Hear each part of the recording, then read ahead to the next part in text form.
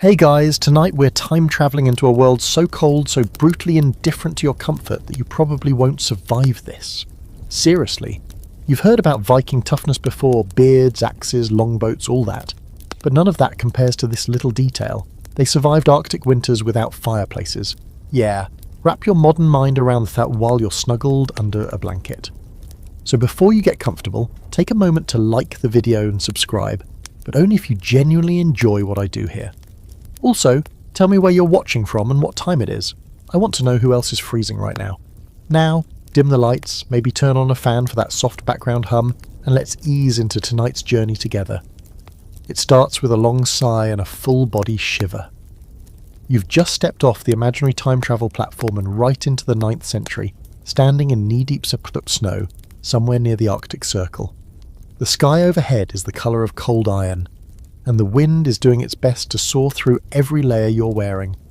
You're in a Viking settlement, not the pillaging kind today, just the surviving kind, and your first realization is simple but grim. This is a cold you don't negotiate with. It doesn't care about your feelings or your fingers. You glance around.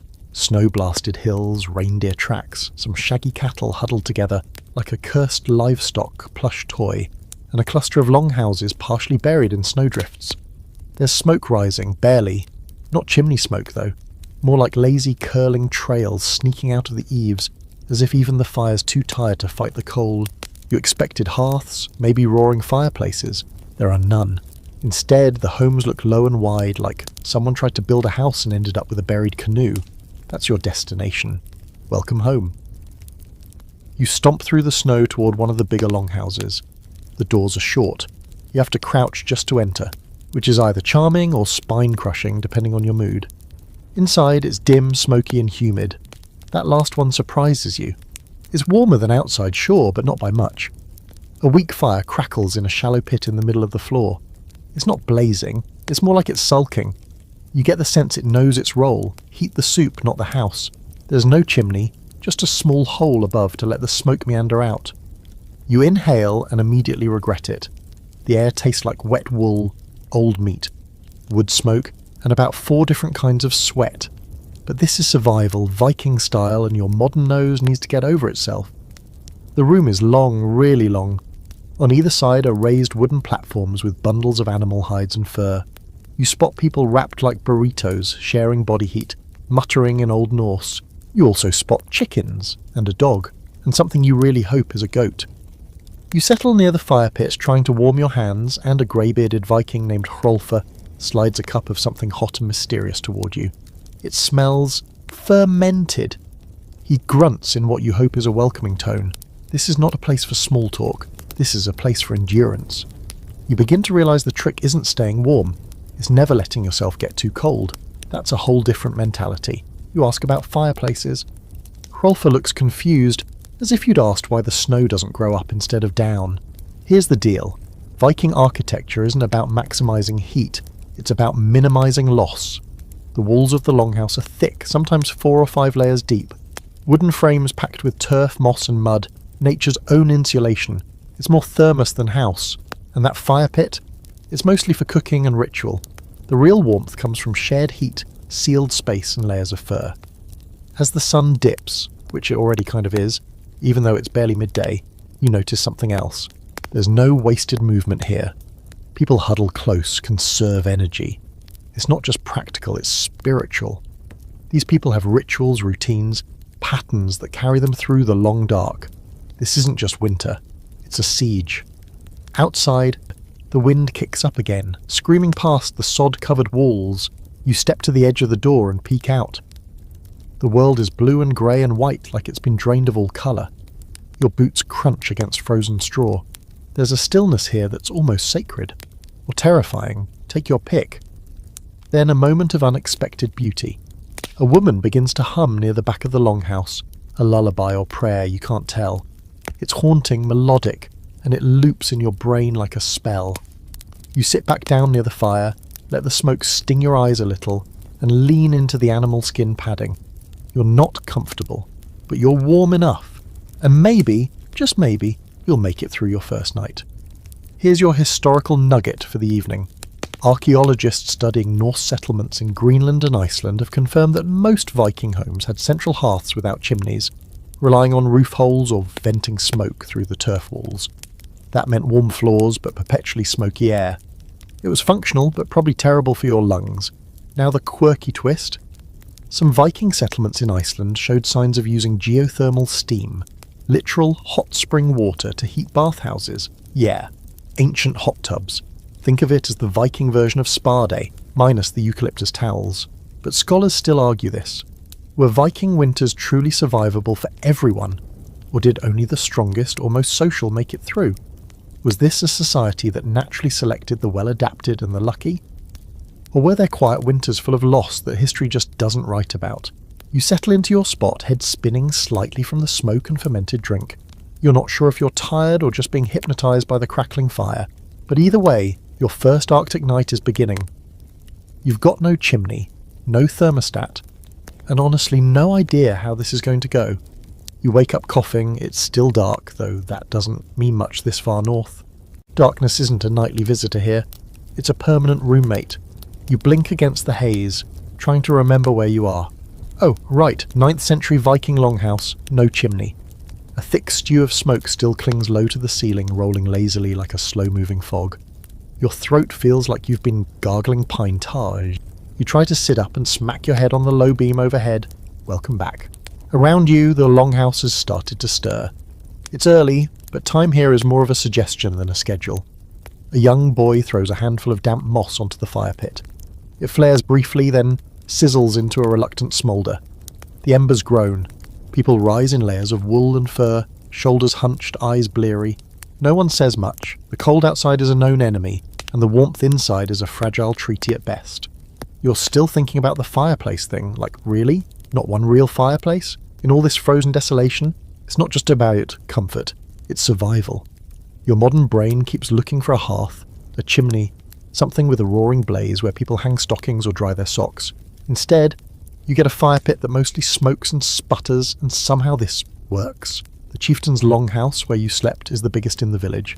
It belongs to Adis, a woman with more fur than Nemotion and a stare sharp enough to cut fish.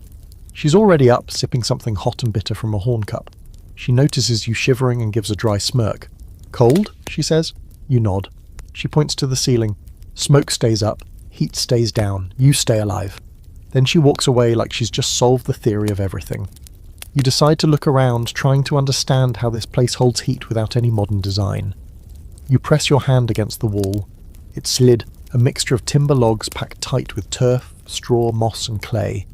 The outside layer is frozen stiff, but the interior is slightly warmer. Like a really determined sandwich. The thatched roof is sloped low, heavy with earth, designed less for elegance and more for not collapsing under a ton of snow. Turns out, these longhouses are more like buried boats, low profile, wind deflecting and built to retain every precious calorie of warmth. The floors aren't wooden, they're packed dirt, sometimes lined with planks or rushes. In the night you could feel the faintest warmth rising up through them, maybe from trapped body heat or just the insulating layer of animal skins. You think about medieval castles with their cavernous stone halls and grand hearths and realise those were luxuries. Out here, survival is about containment. It's about keeping the heat close, not chasing it up a chimney. You watch as people go about their morning tasks. Someone's milking a goat in the back corner. A boy scrapes frost off a shield hanging by the door. A woman hammers dried fish into flakes to add to a pot of whatever's boiling. Everything is close, tight, efficient. You realise with a jolt that the idea of separate rooms is laughable here. There's no privacy, no bedrooms, no kitchen. Just zones, sleeping zone, cooking zone, goat zone, and all of it designed to share every drop of heat generated by every person, animal and ember. You huddle near the fire pit again and someone hands you a bowl. It's porridge, mushy, warm. It has an earthy flavour you can't place, probably because it includes bark or lichen or something your taste buds weren't designed for. You eat it anyway. Everyone else is. No one wastes energy chewing the fat, literally or figuratively. They eat in silence, wrapped in cloaks, steam rising from their bowls and nostrils. After breakfast, the door creaks open, and a blast of cold punches the room like a ghost with anger issues. Two men come in carrying firewood, their cheeks red and beards frosted. The logs they drop by the fire aren't your standard hardwood either. These are scrawny birch, some moss-covered driftwood, and bundles of dried peat. Peat is the key. Dug from bogs and left to dry, it burns slowly, smells a bit like dirt tea, and is way easier to store than giant tree trunks. Turns out big wood fires are for people who don't live on the edge of nowhere. And here's the interesting bit. These fire pits aren't meant to heat the whole house. They're used to warm the centre just enough, cook food, maybe boil water. The real insulation strategy is you, your body heat, your proximity to other warm bodies, your refusal to die of exposure. You're not surviving because of a fireplace, you're surviving without one by design. There's another layer to this though. You notice it slowly as you move through the longhouse. The walls aren't straight, the layout isn't linear, everything curves just a bit. The corners are softened. Turns out this is deliberate. Heat hates corners. It escapes, gets trapped, dissipates. These structures are built to circulate warmth, not just contain it.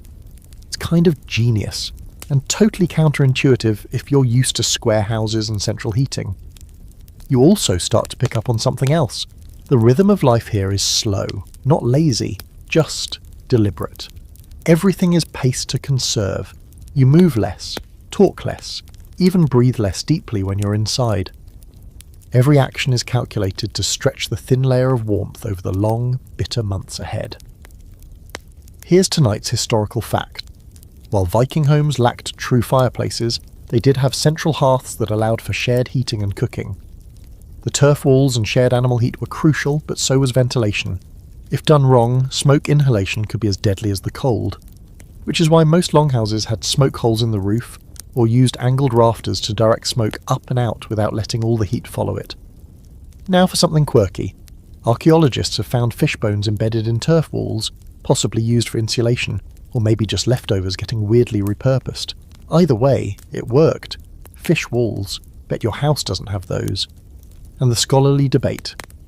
Some historians argue that these communal heating strategies reflect a deeply collective mindset, while others think they were simply responses to environmental constraint.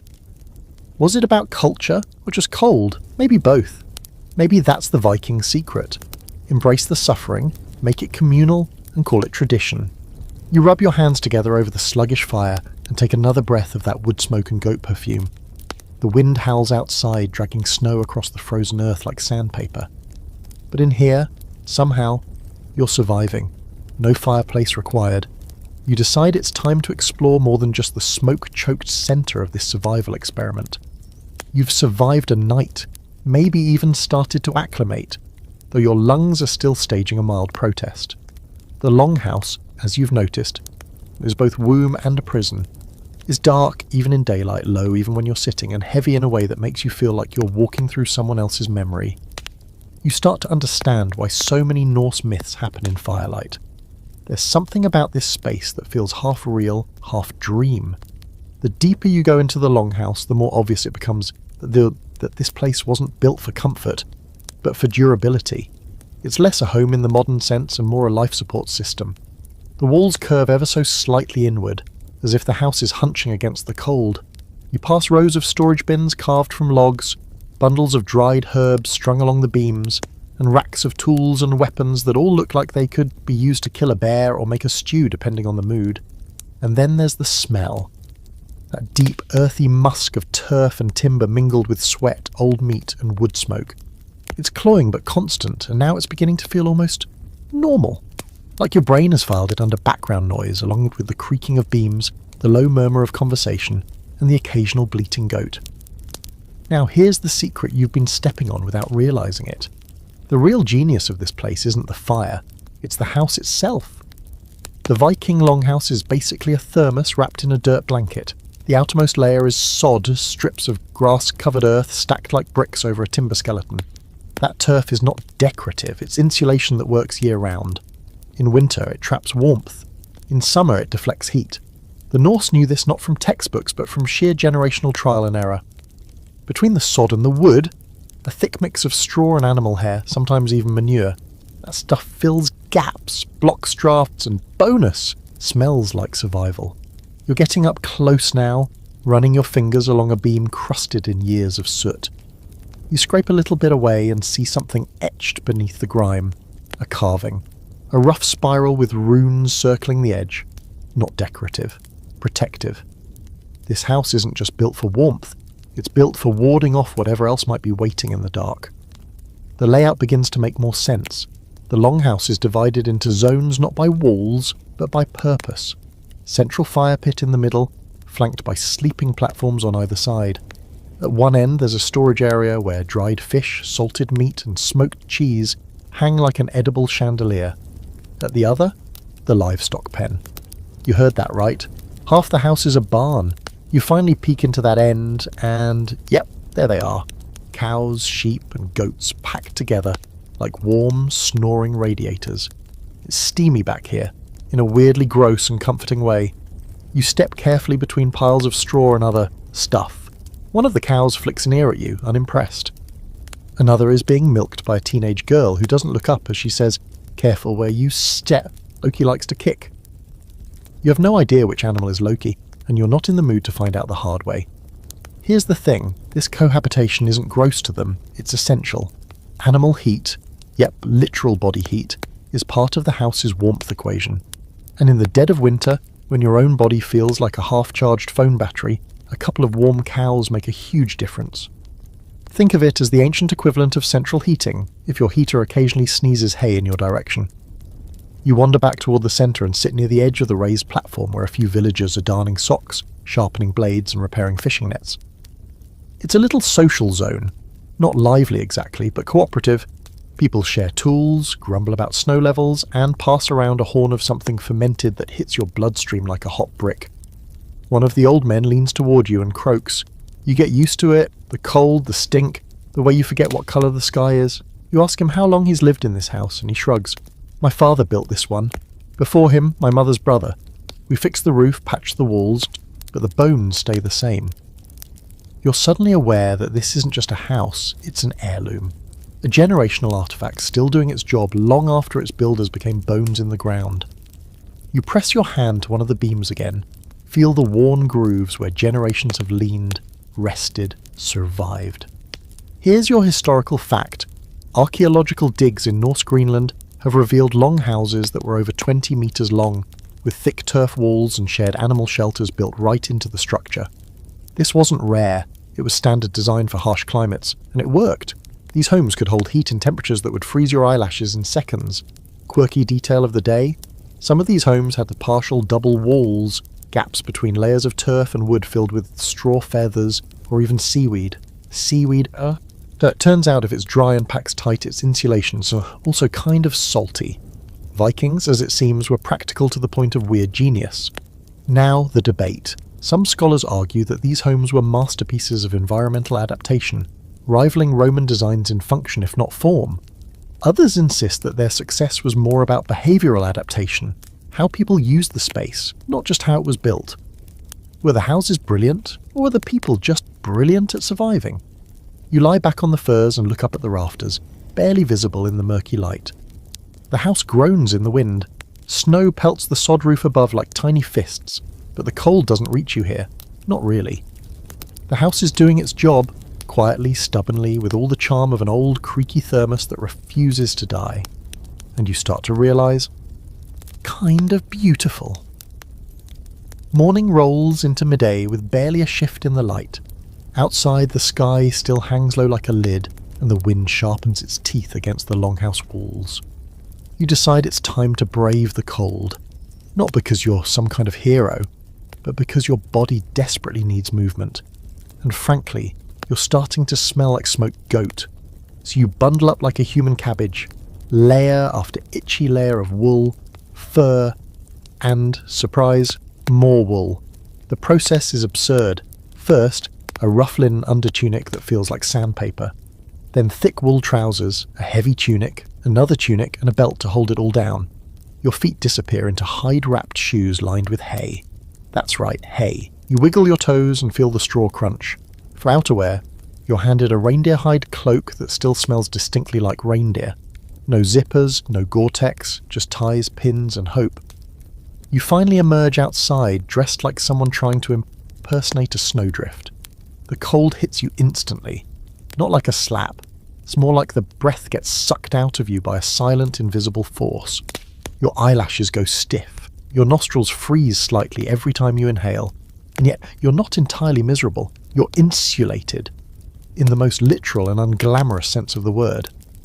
Out here, you can actually see how everyone else is dressed, and it's like a parade of slightly soggy woodland creatures. Wool hats with flaps, mittens made from felted scraps. Some people wear hoods so big they look like they've borrowed them from a monk with neck problems. The colours are muted, but here and there, a flash of dyed wool shows through, reds and blues, rare and precious. You follow Adis, the chieftain, as she walks the perimeter of the settlement, checking on fences, animals, and, occasionally, other humans who may or may not be pretending to work. She's dressed in a cloak so massive it trails behind her like a cape. "You're learning," she says without turning, nodding at your ridiculous ensemble. "You look less like a ghost." You pass a group of children chasing each other through the snow, bundled into so many layers they resemble angry marshmallows. Their laughter cuts through the wind like birdsong. One of them slips and lands face first in a drift, then pops up laughing with a chunk of ice stuck to his eyebrow. Apparently that counts as fun. Edie stops by one of the smaller longhouses. This one houses 2 families and their goats. She gestures at the sod-packed roof and grunts. "Good layers, good roof, bad layers, cold roof." Then she points to your cloak. "Reindeer's warm, don't let it get wet. Wet means death." It's not a metaphor. It's the law of the land. You help her haul some firewood, though wood is generous. Most of what you're carrying is driftwood and peat, both of which feel as light as frozen bread but burn long and hot. You pass a stack of something strange. Blocks of frozen moss and dried dung pressed into tight bundles. It's fuel. You make a face. Edie smirks. "You think fire cares what it eats?" You trudge back toward the longhouse and she pauses by a sled. It's crude. Wood lashed together with hide, bones for runners, but clever. A few sealskins are bundled on top, stitched with waterproof seams. "For trading," she says, "or when we move." The idea of moving anywhere in this frozen void seems ludicrous, but she says it like moving is as normal as brushing your teeth. You're starting to realise that for all the weight of their world, these people are weirdly mobile, nomadic when they need to be, rooted when they must, adaptable to a fault. You ask how they stay warm without modern materials. Adis shrugs. "We use everything. Wool from sheep, fur from fox, leather from cow, even bird skin if it's soft." She chuckles at your wide-eyed look. "You want warm? Put a gull on your head." As the wind picks up, you realise the key isn't just the clothing, it's the strategy. Vikings didn't layer randomly. They used air pockets, loose wool to trap heat, tight leather to block wind, cloaks to create a personal heat bubble. You, meanwhile, are sweating like a liar in court and simultaneously freezing through your knees. You've got the gear, but not the wisdom yet. Back inside, you begin stripping off layers with the careful dread of someone who knows they have to put them all back on later. The re-entry into the smoky warmth feels like crawling into a low-budget sauna. Someone hands you a bowl of hot broth, and the steam fogs your eyebrows. It tastes like fish and desperation, but it's warm and that's enough. Historical fact-check time. Vikings were masters of wool. They bred sheep specifically for dense, warm fleece, and their textiles included a coarse, water-resistant outer layer called vadmal, which doubled as currency in some regions. They felted wool, literally pounding it until it thickened, to make garments that were both flexible and nearly windproof. Quirky fact, Vikings sometimes lined their boots with dried grass or hay to add insulation. Think of it as prehistoric Dr. Scholl's. Some even stuffed their sleeves with moss. Not exactly stylish, but if you've ever been snowed in with soggy socks, you'll understand the genius. The debate? Some scholars argue Vikings didn't suffer much from the cold due to their incredible clothing technology. Others suggest we romanticize it, and that hypothermia and frostbite were common, unrecorded facts of life. The truth likely lives in the margins. Some people adapted, some didn't, and the cold doesn't give participation trophies. You stretch out on a fur mat, feeling the weight of the day settle in your limbs. Outside, the wind growls like a hungry animal, but inside you're wrapped in wool and reindeer hide and a kind of reluctant respect for the people who made this work. You still smell like goat. You still can't breathe properly through your smoke-addled sinuses. But you're warm. For now. You don't remember falling asleep, but you wake up sandwiched between 2 very warm, very snoring bodies. One human, one goat. The human, a middle-aged woman with wild grey hair and a bear-like snore, is dead to the world, curled under a thick fur that smells like old cheese and pine. The goat, meanwhile, is wide awake and staring at you like it knows something about your soul that you don't. You're not sure which is more unsettling. This isn't exactly your idea of cosy, but as your toes wiggle in their hay-stuffed boots and your fingers flex without that brittle, frost-bitten feeling, and you get it. Body heat isn't just a byproduct of survival here. It's a resource, a form of currency. And in this longhouse, warmth isn't private. It's communal. You either share or you freeze. There's no third option. Across the room, another bundle of humans is beginning to stir. A boy kicks off his blanket and rubs sleep from his eyes with mittened fists. A woman reaches over and gently adjusts the fur cloak over a toddler, tucking it around his ears. A dog stretches and shakes out its shaggy coat, scattering a small flurry of dried hay and dust. The longhouse isn't quiet exactly, but its noises are low, muffled, intimate. You've never heard a group of people wake up in unison before. It's oddly comforting. Your own personal space bubble, something you took for granted in your world, is now completely gone, vanished, eviscerated. You're breathing the same air as 20 other people and several animals. You're sleeping shoulder to shoulder, hip to hip. Someone's foot is against your leg and it's not even weird anymore. In the Arctic winter, personal space is a luxury you give up if you want to see spring. There's a rhythm to it too. People switch positions during the night, like a choreographed tangle of limbs. Some sleep near the fire, some at the back, depending on health, age, or even social standing. The elders, sources of wisdom and heat, usually get prime spots. Children are tucked between adults like living heating pads. Infants sometimes sleep directly on the warmest parts of their mothers, wrapped in a fur that's been pre-warmed by someone's lap. You try sitting up and immediately regret it. The air up here is colder, the smoke thicker. It's like the difference between swimming underwater and standing in the steam room. You lie back down. That thin 6-inch difference is the barrier between reasonably warm and questioning your life choices. Rolfer, the grey-bearded man from earlier, gives you a knowing look from across the room. "Still alive?" he grunts. You nod, coughing slightly. He smiles, a rare event that cracks the lines in his windburned face. "Then you slept right." You didn't just sleep right. You slept like a person half dead with exhaustion, wrapped in a pile of other half-dead people pretending the night wasn't trying to kill them. This is more than survival. It's strategy. The Viking version of a sleepover, where hypothermia is the uninvited guest you all ignore, and not everyone sleeps on furs. In the poorer homes, people just sleep directly on hay or straw, maybe with a wool blanket if they're lucky. The fire rarely reaches the far ends of the longhouse, so those who sleep there depend almost entirely on the warmth of others. You think about that the next time you complain about cold sheets. Here's the thing that modern life doesn't prepare you for. Humans are heat-generating machines. A single adult gives off enough heat to raise the temperature of a small enclosed space by a few degrees. Multiply that by 20 people and 5 goats, and suddenly the longhouse becomes something more than a shelter. It's a slow cooker. Everyone simmers together. It's weird. It's gross. It's genius. You help with the morning clean-up, brushing loose hay off the sleeping platform and shaking out the furs near the fire.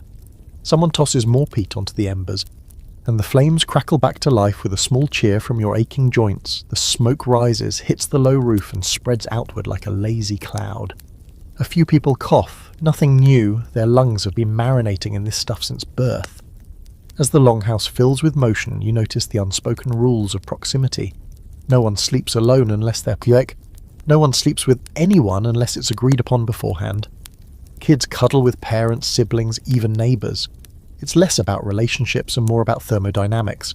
And as you notice a baby nestled between an old man and a young girl, you realise this is how humanity used to survive. Not by comfort, by community. Historical timeout. Studies of Viking-era settlements show consistent architectural design that prioritises centralised heating and communal sleeping arrangements. Even in large households, the sleeping quarters were shared spaces. Fewer walls meant less heat loss. This wasn't just practical, it was cultural. Norse society revolved around the group, not the individual. Now, your fringe fact. In some parts of medieval Scandinavia, winter weddings were scheduled not for romance, but for warmth, literally. More people in one room meant a warmer space. So yes, it's entirely possible that your wedding night included the bride, the groom, and Aunt Sigrid snoring 3 feet away. And tonight's scholarly debate? Some argue the communal sleeping model was a necessity born of climate. Others think it reflected a deeper social cohesion, one where privacy was less valued than interdependence. Either way, it's clear that for Vikings, warmth wasn't a personal achievement. It was a shared responsibility. You finish shaking out a heavy reindeer pelt and drape it back onto the platform. The fire glows faintly, casting flickering shadows across the beams overhead. Someone starts humming a low tune while stirring a pot of morning porridge, and another cracks open a small barrel of dried apples. The longhouse breathes like a single organism, slow, smoky, and stubborn. Outside, the sky is still iron grey. You pull your cloak tighter and look around at the sleepy faces, the steaming bowls, the goats chewing contentedly by the door. It hits you, quietly but clearly, in a place where the cold kills without warning. Survival isn't about how strong you are, it's about how close you're willing to get to the people around you. And maybe the goat. The next time you step outside, it's mostly because your eyes are starting to sting from the permanent cloud of smoke inside. Your cloak is damp from breathing and your inner layers smell like boiled wool and last night's dinner. But as you crack open the longhouse door and the outside air rushes in, sharp, dry, almost surgical, you immediately question your decision. It's not just cold, it's mythological. The kind of cold that makes your teeth ache, even when you're not smiling, which you're definitely not. But as your boots crunch down onto the snow-packed earth, you realise something else. Silence. Not the kind that feels peaceful, but the kind that sounds like everything around you is holding its breath. There's no birdsong, no rustling of trees. Even the wind is subdued, sneaking low along the ground like it's afraid to make a scene. You walk the perimeter of the settlement again, tracing your steps from earlier. But now, instead of just observing the snow-covered roofs and fur-draped fences, you're noticing how every structure is playing a part in survival. It's like someone designed this place with a single command. Don't let the heat escape. You stop in front of a small rounded outbuilding. Looks like a buried beehive. One of the villagers sees you staring and walks over. Her name's Inga, and her nose is red enough to suggest she's been outside for too long. Storage hut, she says, built like a womb, warm inside. She beckons, and you duck through a squat entrance dug into the snowbank. Inside, you're hit with the rich smell of old grain, dried meat, and something tangy that might be fermented turnips. It's small, barely taller than you, round and completely encased in turf. No corners, just a tight circular shape meant to trap warmth like a cup holding steam. The walls are packed with snow on the outside but lined with straw, and hide on the inside, creating a thick, crude insulation that somehow works better than you'd expect. We sleep here sometimes, Inga mutters, pointing to a mat of hay and skins, when the wind's bad or the roof leaks. You glance up, there's no fire pit, no heat source at all, just trapped warmth lingering from a body that left hours ago. It's astonishing. This isn't just a storeroom, it's a pressure-sealed panic room made from dirt and instinct. You duck back outside and notice something else. Every structure in the village, from longhouse to latrine, is dug partially into the ground. At first glance, it looks like poor construction. But now you understand, it's smart. The earth holds heat. Build low, build half-buried, and the ground helps shield you from the cold. Above ground is a freezer. Below is a blanket. Back at the main house, you wander around the exterior. You run your hand along the turf-covered wall. It's frozen stiff on the outside but dry underneath. This turf has been stacked and maintained like bricks. Whole families spend summers harvesting and curing these thick chunks of earth to use during winter. You've never seen dirt treated with such reverence. You duck into a nearby shed where a man named Catil is repairing a set of skis made from curved ashwood. He's hunched over the bindings, using sinew like thread, his fingers red but steady. "These will get me to the fjord," he says, "even if the world freezes." You laugh, but Catil doesn't. He means it. The skis aren't recreational, they're transport. If you want food in winter, you don't wait for it to walk into your longhouse. You go get it. And if you're going to go get it through snow that swallows a man whole, you need skis, sleds, and knowledge of terrain that's half frozen, half forgotten. Catil nods toward the longhouse again. The walls are good, but you only stay in them if you have enough food, and wood, and water that isn't ice. He says this like it's all painfully obvious, and to him it is. This is when you realise the longhouse doesn't survive the winter. People survive the winter. and they drag the longhouse with them. The structure is a container, a tool. It holds their effort, their work, their warmth. But it doesn't make warmth. That's their job. Every log, every pelt, every armful of moss has to be collected, hauled and managed. There's no set it and forget it. This isn't central heating. This is central suffering on a schedule. Historical fact for your frostbitten brain. The technique of earth insulation, covering buildings with sod, was a deliberate architectural practice used across the Norse world. Icelandic turf houses, for example, could maintain interior temperatures above freezing, even in sub-zero conditions, despite having no chimneys or masonry fireplaces. The effectiveness of these structures wasn't magic, it was layers. Always layers. Quirky detail. Some Viking homes were built with removable wall panels that allowed access to storage spaces within the walls themselves. That's right, secret meat compartments. Because when winter hits, nothing says prepared, like a hidden stash of dried cod behind your bedroom. And the debate? Modern historians argue over whether these building techniques were born from desperate adaptation or inherited knowledge from earlier European traditions. Did the Norse invent the turf house out of necessity? Or was it a refinement of something even older? Either way, they took it farther than most, and survived long after other frontier societies vanished. As you step back inside the longhouse, no melting in clumps off your boots, you suddenly feel it in your bones. Not just the warmth, but the intentionality of it. Every surface, every beam, every hay-stuffed shoe and fish-stuffed wall exists to trap Yivsor, keep it moving and make sure it doesn't escape until the sun comes back. And now you're beginning to get it. The Norse didn't build fireplaces because they didn't need to. They were the fire. The house was the ember. The village was the flame, tucked against the wind. You don't need a clock to know when dinner's coming. Your stomach tells you first. The smell of roasting meat tells you second. And third, the longhouse slowly shifts into a ritual of preparation. Not loud or hurried, but deliberate. You're getting used to this rhythm now. The slow choreography of survival where every action means something, even if that something is just don't freeze. A low fire smoulders in the centre pit, and you notice it's finally pulling its weight tonight. The air's not exactly clear, but it's breathable, which feels like a win. Still, there's no chimney, just that same squat little smoke hole carved into the roof.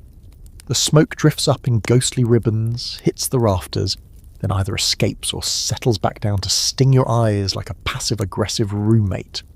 You sit near the fire alongside a few others, Hrolfa, Inga, a couple of small kids who've been chewing on strips of dried something for the last hour, and watch as a pot is lowered into the coals. It's a stew, you think, or a soup, or possibly both and neither. The scent is meaty, but not in a way you can immediately identify. There's a note of fish, a note of root vegetable, and something vaguely gamey, like boiled squirrel with ambition. You ask what's in it. No one answers. That's the first warning.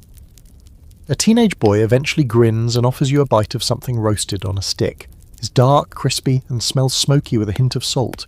You take it. You bite. You chew. It's chewy, really chewy, like rubberized bacon but with a hint of guilt. You manage to get it down and nod politely, even though your taste buds are filing a formal complaint. It's seal, the boy says. Tough, good in winter. Then he shrugs and eats a much larger piece without blinking. You've never been more aware of how spoiled your modern taste buds are. But calories are calories, and out here, calories mean survival. They don't cook for taste. They cook for heat, energy, endurance. And that means meat, any meat, gets dried, smoked, boiled, fermented, or sometimes all of the above. You spot someone tossing a hunk of peat into the fire to keep it going. You also notice the fire pit is no bigger than a small table. It sits right in the middle of the floor, surrounded by flat stones. No chimney, no metal stove, no elaborate setup. Just rocks, a pit and fire. You've seen bigger birthday cakes, and yet this little fire does it all. Heats the stew, warms the air, dries out tossed socks, and occasionally smokes out an unlucky squirrel living in the thatch. It's stubborn, finicky, and absolutely essential. But let's be real. It's not doing a great job warming the house. Not really. At best, it keeps the worst of the cold at bay. That's it. No toasty evenings by the fire here. Just one more thing standing between you and frostbite. You've been wondering why they never just built better fires. Bigger fires? Why not a stone hearth? A chimney? Something more efficient? You ask Hrolfa, who gives you the same look your grandfather gave you when you asked why his TV still has buttons. Chimneys let heat out, he says. Smoke goes out, heat follows. He gestures upward, where the smoke is curling toward the dark, soot-streaked beams. Better to choke a little than freeze. Turns out they weren't ignorant. They knew how to build chimneys. The Romans had them. Other Europeans had them. But the Norse, they made a choice. They didn't want all that hard-earned heat escaping just to make the air a little easier on the lungs. You sit with that a moment, blinking through the haze, and realise just how different the survival math is here. They didn't build for comfort. They built for conservation. You look around the room and notice something else. The rafters are black. Not dark. Black. Centuries of smoke have coated the beams in a layer of soot so thick it looks like velvet. It absorbs light. It eats shadows. It's beautiful and terrifying all at once. You wonder how much of it you've inhaled already. Probably enough to qualify as a chimney yourself. A few minutes later, Inga hands you a bowl of stew. You brace yourself. It's hot, salty and vaguely fishy. There's a root vegetable in it that tastes like turnip, and something stringy that might be dried lamb. You eat it all quickly because the warmth is more important than the taste. Historical fact for the evening. Viking homes didn't have traditional fireplaces. Instead, they relied on open central hearths without chimneys, venting smoke through smoke holes or cracks in the roof. The result was smoky, yes, but effective. Fires stayed low and slow, minimising heat loss while still allowing cooking and a little comfort. And here's your quirky twist. Soot-covered beams weren't just an unfortunate side effect. In some Norse cultures, soot was harvested, scraped down, mixed with animal fat and used as pigment for writing or painting. So yes, that ceiling grime could end up on a runestone near you. Tonight's debate? Some scholars argue the chimneyless homes weren't by design, but due to lack of resources or knowledge. Others say it was completely intentional, a low-tech, high-survival solution tailored to extreme conditions. The truth probably lives somewhere in the middle. Innovation, after all, doesn't always look like progress. Sometimes it looks like a smoky hut with a fire the size of a pizza. As dinner wraps up, the longhouse settles into that sleepy low murmur again. The fire dims, the bowls are rinsed with melted snow, people begin to crawl back into their fur piles, choosing warmth over everything else. You follow suit, stretching out near the same goat from last night, who is now firmly convinced you belong to it. As the last embers pop in the fire pit and smoke drifts lazily up into the rafters, you exhale, long and slow. It still burns your lungs a little, but not as much as before. You're adapting, slowly, smokily, one soot-filled breath at a time. You wake again, this time not to sound or movement, but to the total absence of light. Pitch. Absolute. Black. Your brain spins for a second, trying to recalibrate. Is it still night? Is it morning? Is it evening again? You blink and wave a hand in front of your face. Nothing. It's not just dark in the longhouse. It's as if the entire concept of light has gone on vacation. Welcome to Viking winter daylight hours. Approximately 4 of them, if you're lucky. And when the sun does rise, it barely clears the horizon before changing its mind and sliding back down again like a nervous turtle. You grope around for your cloak, trying not to kick someone in the ribs. The longhouse has begun to stir, but no one's in a hurry. Because why would they be? The distinction between day and night is mostly imaginary this time of year. The sun might make an appearance around midday, yawning dimly over the treetops before vanishing again, but mostly it's just twilight. All day. Every day. You finally shuffle toward the door and peek outside. The cold hits you first, then the blue. The world is painted in shades of bluish grey. Snow, sky, wood, even the breath puffing out from your nose. The light is diffused, dreamlike, as though someone dimmed the entire planet. And still, the village is alive. A few figures trudge through the snow hauling peat or firewood. Others tend to animals, shoveling frozen waste into neat piles. Life doesn't pause just because the sun can't be bothered. You step outside and stare up at the sky. No real sunrise, just a gradual undarkening. A sort of apology from the heavens that says, "This is the best I can do right now." Inga joins you, tugging her wool hood tighter around her face. "Too dark?" she asks, though it's less a question and more of a shared complaint. You nod, and she grunts. Gets better in 3 or 4 months. Then she trudges off, cheerful as someone with frost on their eyelashes can be. Inside the longhouse again, the dimness feels even heavier. Candles are rare, reserved for important moments. Most of the light comes from the fire pit, which isn't exactly doing the Lord's work in that department. You notice people working near the walls, squinting as they sew, mend, or carve by firelight that throws more shadow than glow. You think about how sunlight affects you in modern life. When it gets dark too early, you get sluggish, irritable, maybe even depressed. You suddenly understand why everyone here seems so calm, so inward-facing. There's no manic drive to do things when the sun is out, because the sun isn't out. So you adapt, you slow down, you find other ways to mark time, and yet they do have ways. You find Hrolfa sitting near the back of the longhouse, sharpening a knife with deliberate strokes. You ask him how they tell time.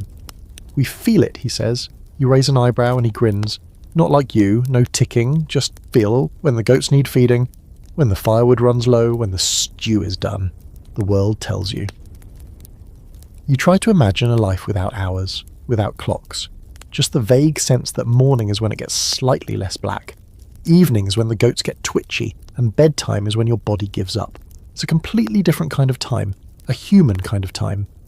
You spend part of the day outside helping Ketil repair a storage fence. The light doesn't change, the wind picks up now and then, and snow hisses across the ground like whispering ghosts.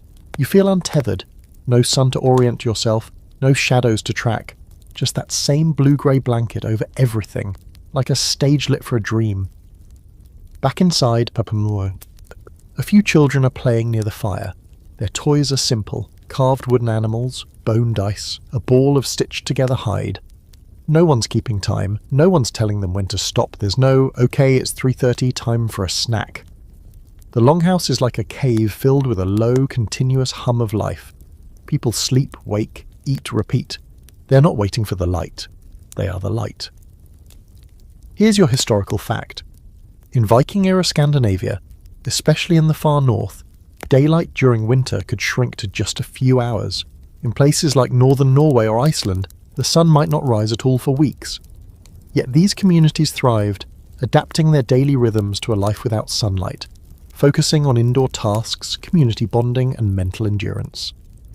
And the quirky detail, some Viking farmers used sheep bladders filled with fish oil as makeshift lanterns. A floating wick in the oil gave off a weak but steady flame.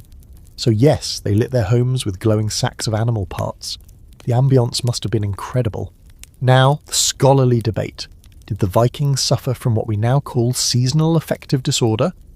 Some researchers believe they were biologically better adapted to long periods of darkness, possibly due to genetic traits favouring melatonin regulation.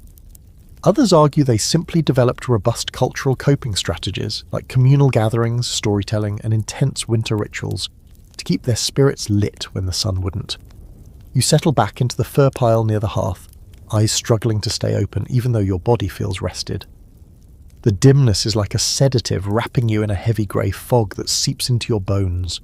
You've been here long enough now to feel it, not just the cold but the darkness, the way it presses in, the way it quiets the world, muffling ambition, muting anxiety. And yet somehow no one here seems panicked. No one complains that it's still dark. They just live through it, sit beside each other, stir the stew, feed the goats, sew another patch into the knees of the same trousers. They are not fighting the dark, they're living inside it. As you close your eyes again, listening to the faint rustle of furs, the pop of the fire, the murmur of voices low and soft, it finally makes sense. The light isn't gone, it's just moved inward. You don't go outside the next day, not because you're tired, though you are, but because today is food day. Not cooking food, finding food. You're not hunting or fishing, thankfully, but instead you're allowed to witness one of the most sacred, critical parts of Arctic Viking survival, the pantry. Now, let's get one thing clear up front.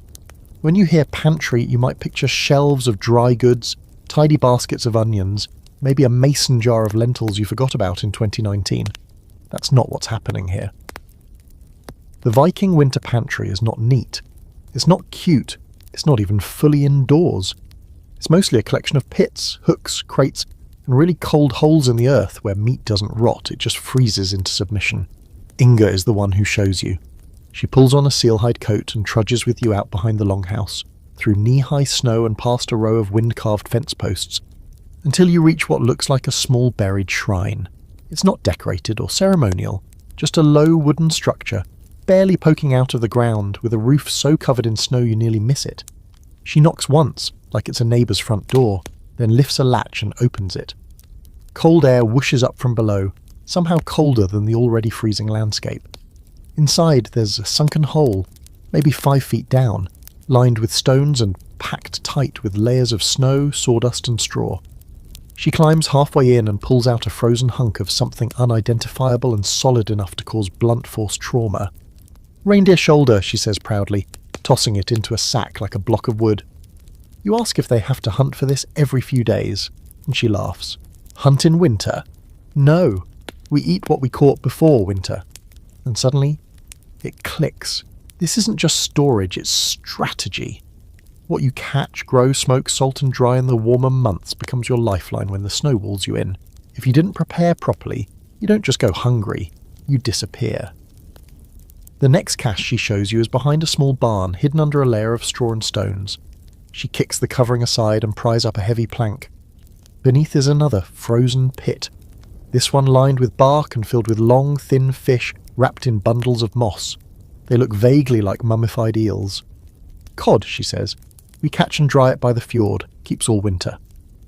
You pick one up, and it's so light it feels hollow, like fish jerky, like edible driftwood. Apparently you rehydrate it by boiling it into soup, or just chew it until it becomes something resembling food. Back in the longhouse, the morning fire is already burning, and a few of the women are unwrapping frozen meat with bare hands like it's no big deal. Someone tosses what looks like a piece of frozen lung into a bubbling pot. A child gnaws on a dried apple, while another carefully licks a piece of ice hanging from the roof beam. You realise food isn't just sustenance here, it's time travel, a link to the better months. You think about modern refrigeration, the hum of a machine, the light that flicks on when you open the door. Here the fridge is the earth, the freezer is the air. No buttons, no backup plan, just physics and trust. Here's something even more surprising. They've stored vegetables too. Root crops like turnips and onions are buried in straw-lined boxes inside the house, tucked into corners like sleepy animals. They're dry, softening slowly with the passage of time. Every onion is a small miracle. Every turnip is a stored ray of summer sunlight. And then you spot something strange. A stone jar, sealed with what looks like leather and wax. Someone notices you eyeing it and grins.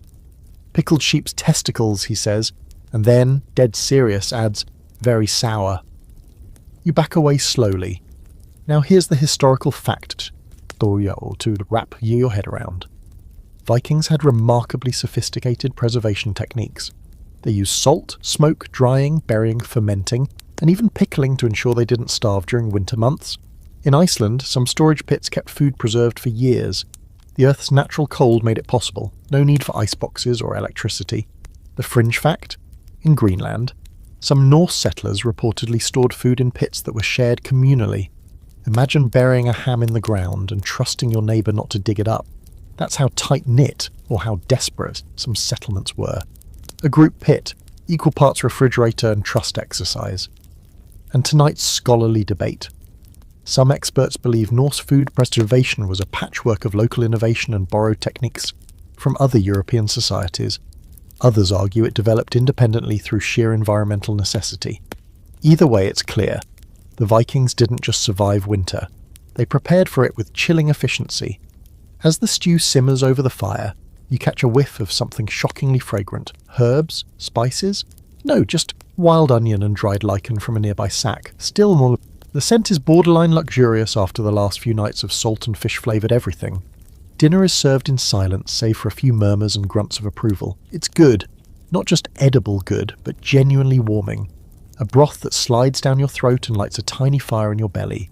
You lean back against the wall, hands wrapped around the warm bowl, and feel, for the first time, almost full. Not just in your stomach, but in your chest, like you've borrowed a little of their pride, their resilience.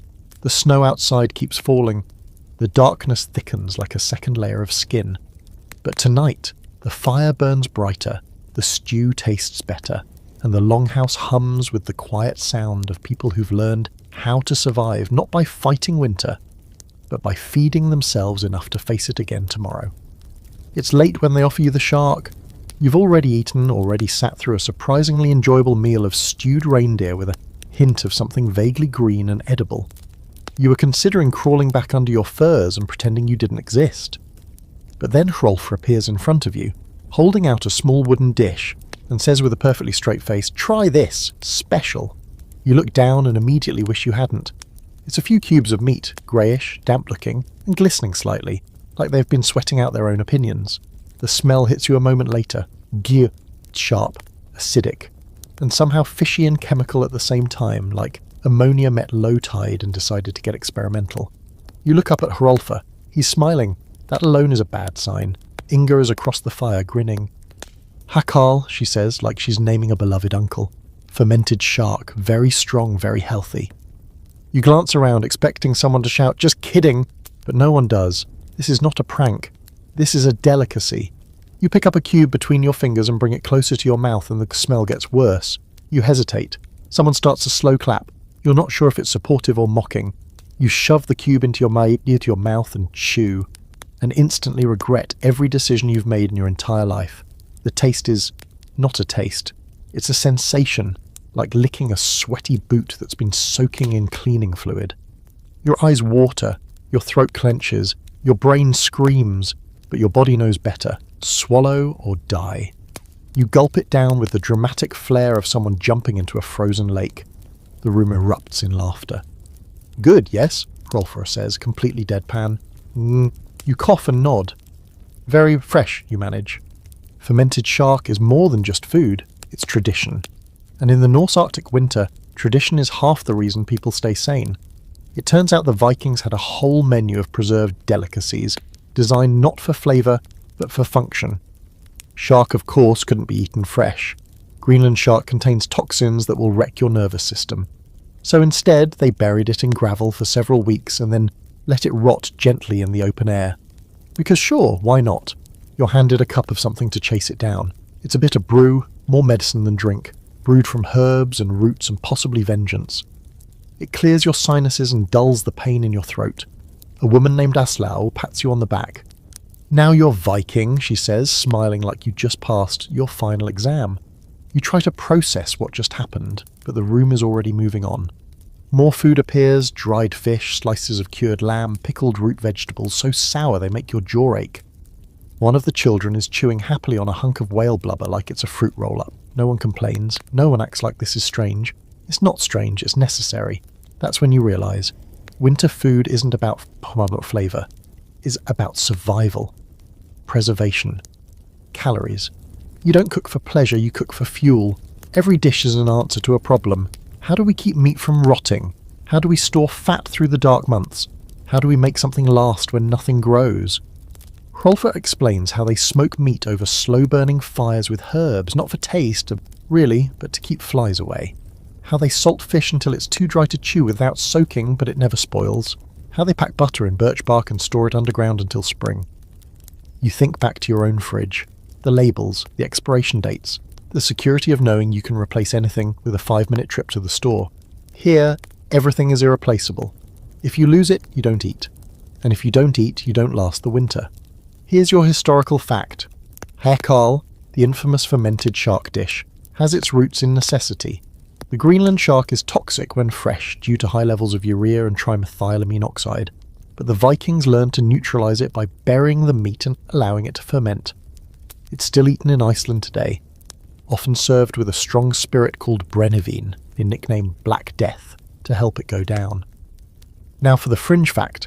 There's evidence some Viking communities used fermented dairy, cheese and even soured milk stored in animal stomachs as portable protein. Some of it was so sour it was considered an appetite suppressant. Imagine carrying a bag of yogurt that could double as a weapon. That's Viking snacking. And tonight's scholarly debate. Did the Norse develop fermentation and preservation independently, or borrow it through contact with Celts, Slavs and others? While similar food preservation methods existed across ancient Europe, the Arctic versions pushed the boundaries using volcanic vents, glacier caves and salt marshes in creative ways. Some argue it was innovation, others sheer desperation. As you sit with a stomach that's half numb and half afraid of what's coming next, you begin to appreciate the quiet resilience baked into every bite. The willingness to eat what no one else would, the defiant creativity, the brutal efficiency. You might not want another cube of hakal ever again, but you respect the hell out of it. The fire dies down to coals, casting the longhouse in a flickering amber haze. Around you, people yawn, stretch, and settle back into their fur nests. A few snores begin. A goat wanders past, nudges your leg, and flops down beside you. You pull your cloak tight and lie back, the taste of ammonia shark still lingering faintly on your breath. It's horrible, it's unforgettable, it's tradition, and somehow in the middle of all this cold, all this dark, all this madness, you're starting to feel full. You've been warned ahead of time. Hrolfa gives you a look, half serious, half gleeful, and says, "Tonight, you bathe." You think, okay, great, finally. The smoke, the sweat, the ever-present tang of goat, maybe now you'll come out the other side smelling less like a fur-lined chimney. But no one tells you what bathing actually means here until you're already ankle-deep in snow, trudging toward what looks like a moss-covered mound at the edge of the settlement. The door is small, barely wide enough to crawl through, and as you step inside it's like entering another planet. A wave of thick, wet heat slams into your face, fogging your eyes, filling your lungs. The walls are stone, low and beaded with condensation. Steam rises from a wide, shallow pit in the centre, where rocks, blackened and cracked, glow faintly red under a thin layer of water. A woman tosses another ladle of water onto them, and the room hisses like an angry serpent. This is the Badstover, the Viking steam bath. No soaps, no lavender scrubs, just fire, rock, water and sweat. You're handed a ladle and pointed toward a bench. And then, in the most unceremonious way possible, people start stripping down. Let's pause here. You've been mentally preparing to bathe, yes, but you were not prepared to be naked with strangers in a steamy cave while someone pours boiling water onto rocks 3 feet from your toes.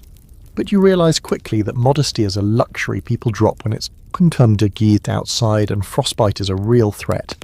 This isn't a spa, it's a system, a rhythm. You shed your layers, slowly, regretfully, and step onto the bench, gripping a wooden ladle like it's your only defence against the creeping vulnerability of your own unclothed self. Someone hands you a bundle of twigs, birch branches tied together. Hit yourself, they say. Good for skin. You do. Lightly at first, then more confidently. It feels absurd and oddly satisfying. The skin prickles. Blood returns to places it hasn't visited in days. The steam fills your head. Your pores open like blooming moss.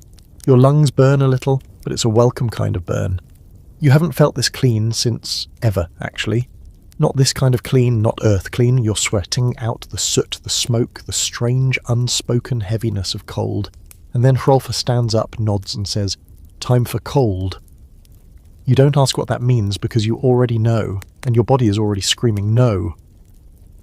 The exit is fast, the cold is faster. You burst through the low door, barefoot, wet, steaming like a roast chicken. Snow hits your feet, then your legs, then your lungs. You stagger. You shout.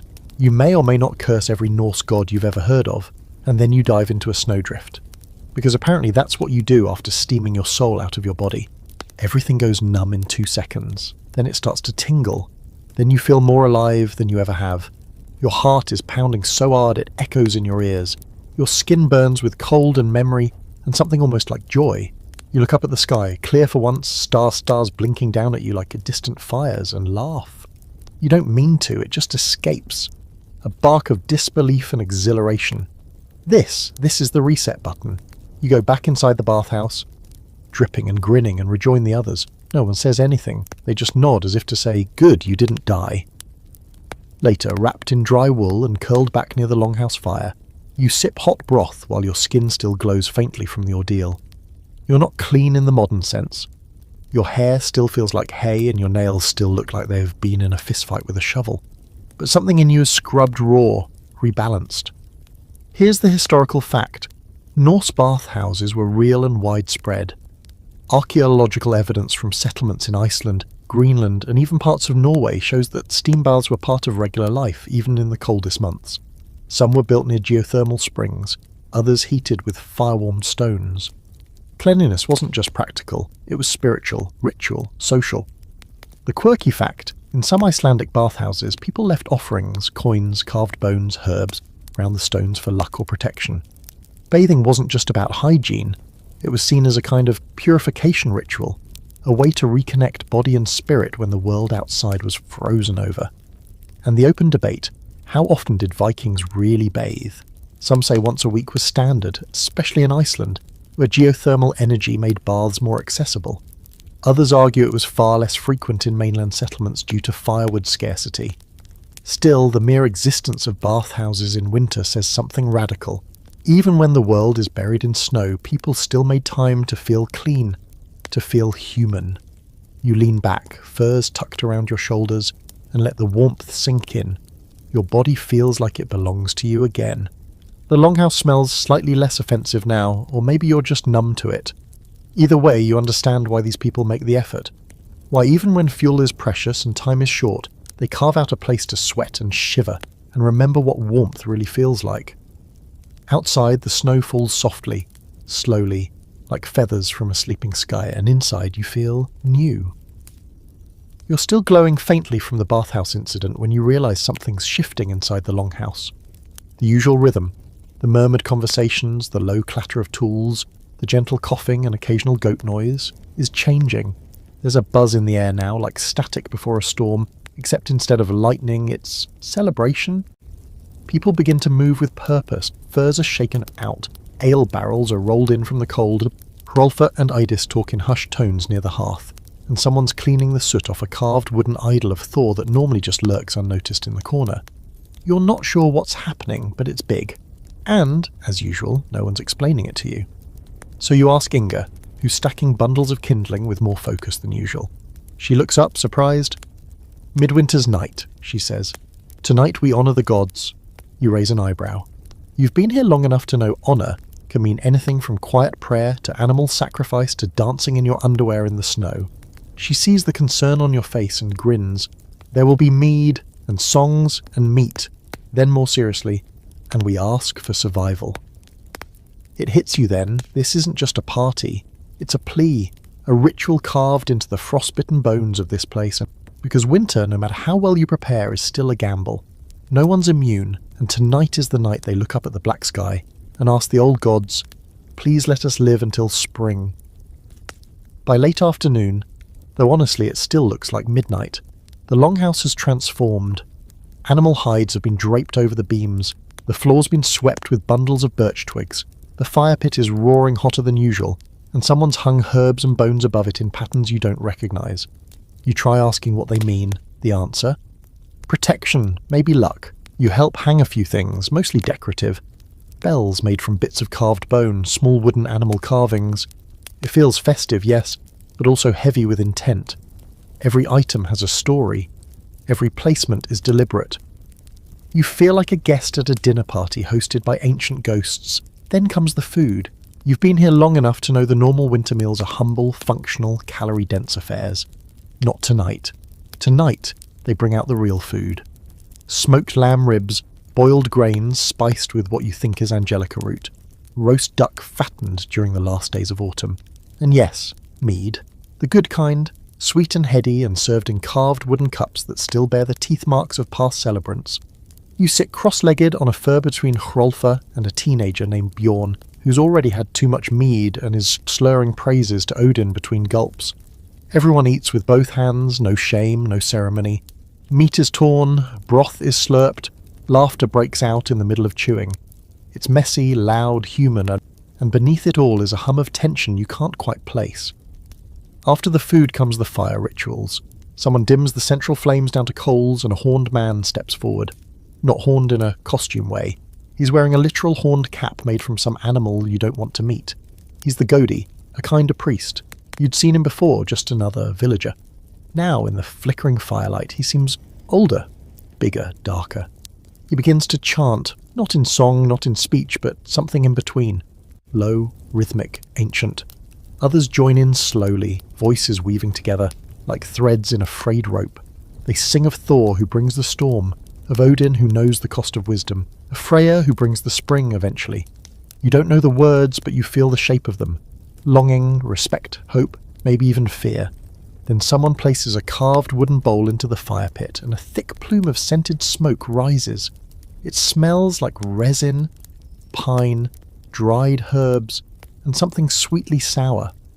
The smoke curls and twists, filling the air with a kind of thick silence. One by one, people toss offerings into the fire. Bones, bits of fur, silver trinkets, coins, even food. You watch as Inga tosses in a carved comb. Hrolfr drops a small rock wrapped in cloth. You ask what it was. A piece of my brother's grave, and he says, like it's no big deal. They offer these things not as bribes, but as messages, symbols, reminders to the gods, and maybe to themselves that they're still here, still waiting for the sun to return, still worthy of life. Here's your historical fact. Midwinter festivals were a real part of Norse culture, known in Old Norse as Jol, from which we get Yule. These celebrations predated Christianity and involved feasting, ritual toasts, bló, and honouring the gods for protection and good fortune.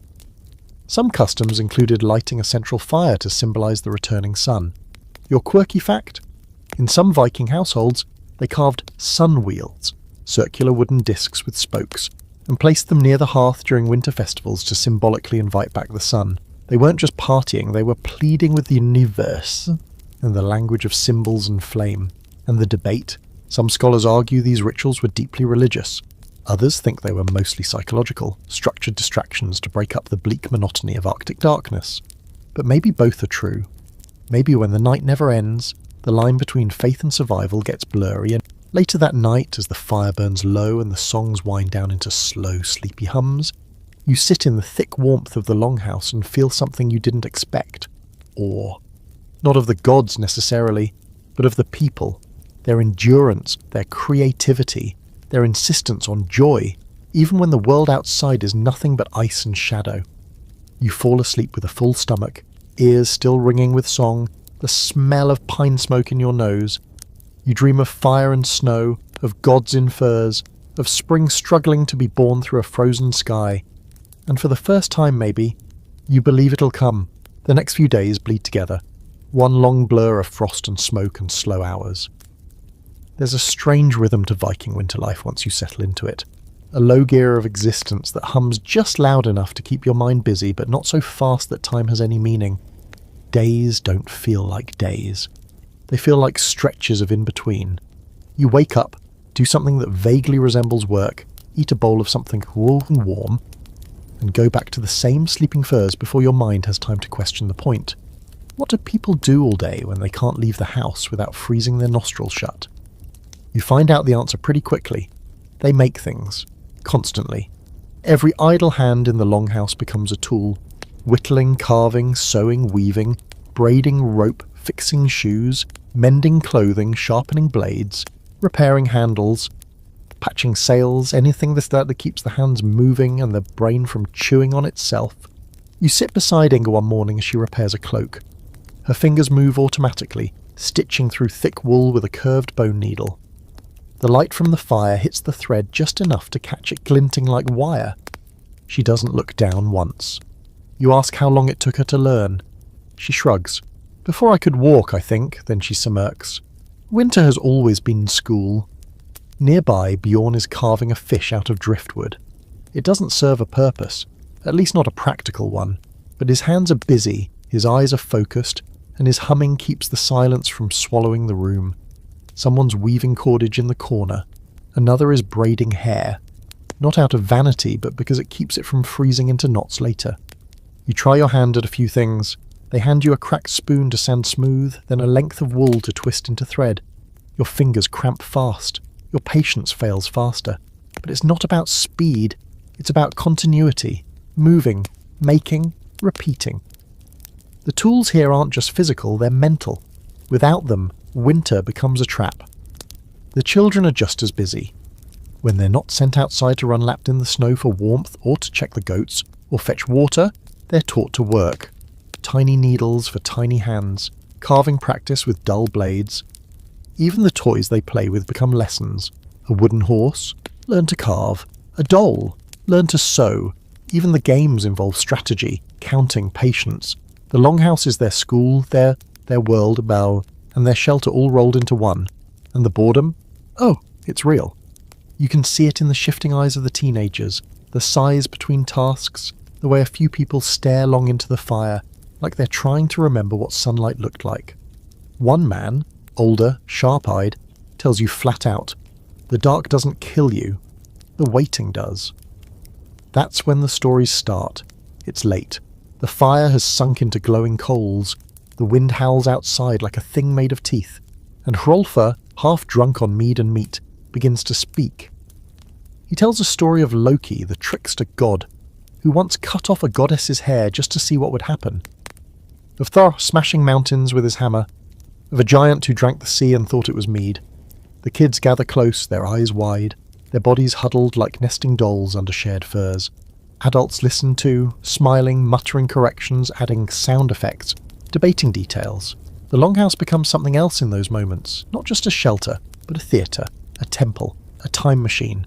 You don't need sunlight when you've got stories like this. They stretch across hours, across centuries. They're alive, passed hand to mouth, parent to child like fire. And you just listen, eyes half closed, brain softening like snow under warm boots. You get it now, why myths matter, why voices need to fill the dark, not to push it away, but to make it feel full instead of empty. Here's your historical fact. In Viking society, winters were seen as prime time for storytelling and oral tradition. With so much of their culture unwritten, these long months were when sagas were shared, remembered, embellished and passed down. Skalds, professional poets, held a special place in Norse communities, preserving not just entertainment but history, lore and moral lessons. Now for the fringe detail, there's some evidence that narrative games were played. Structured, competitive storytelling sessions where someone would begin a tale and others had to continue it, one by one, without breaking logic or tone. Lose the thread? You lost the game. In some households, losers had to do the worst chores for a week. So yes, winter boredom led directly to the invention of improv sagas. And tonight's scholarly debate. Were these indoor months truly a time of creativity and bonding, or was that a luxury only for the well-fed? Some historians argue that winter was a living hell for the poor, crowded, unsanitary, filled with tension and illness. Others suggest that hardship bred stronger social cohesion, and that the stories, songs, and shared tasks were precisely how people avoided breaking under pressure. Probably both are true, depending on how well your salted fish stash was holding out. You lie down again, this time beneath a heavier fur than usual. Your fingers are sore from whittling. Your ears are still ringing with the last tale Hrolfr told, the one where a man marries a bear disguised as a woman and wakes up with frostbite and regrets. As the fire dies, the longhouse breathes its slow, smoky breath. You close your eyes. There's no light outside, no noise but wind and the faint creak of wood settling into the frost. But inside, the silence isn't empty. It's full of stories. You've given up on knowing what day it is. Even the idea of morning and evening has melted into this long, dreamlike smear of dim light and darker dark, broken only by meals and chores and the occasional accidental nap that turns into a full night's sleep. Without clocks, without sunlight, without anything that screams structure, time here flows more like smoke. Slow, curling, and impossible to grasp. You try asking Hrolfr what day it is. He just shrugs and says, "One closer to spring."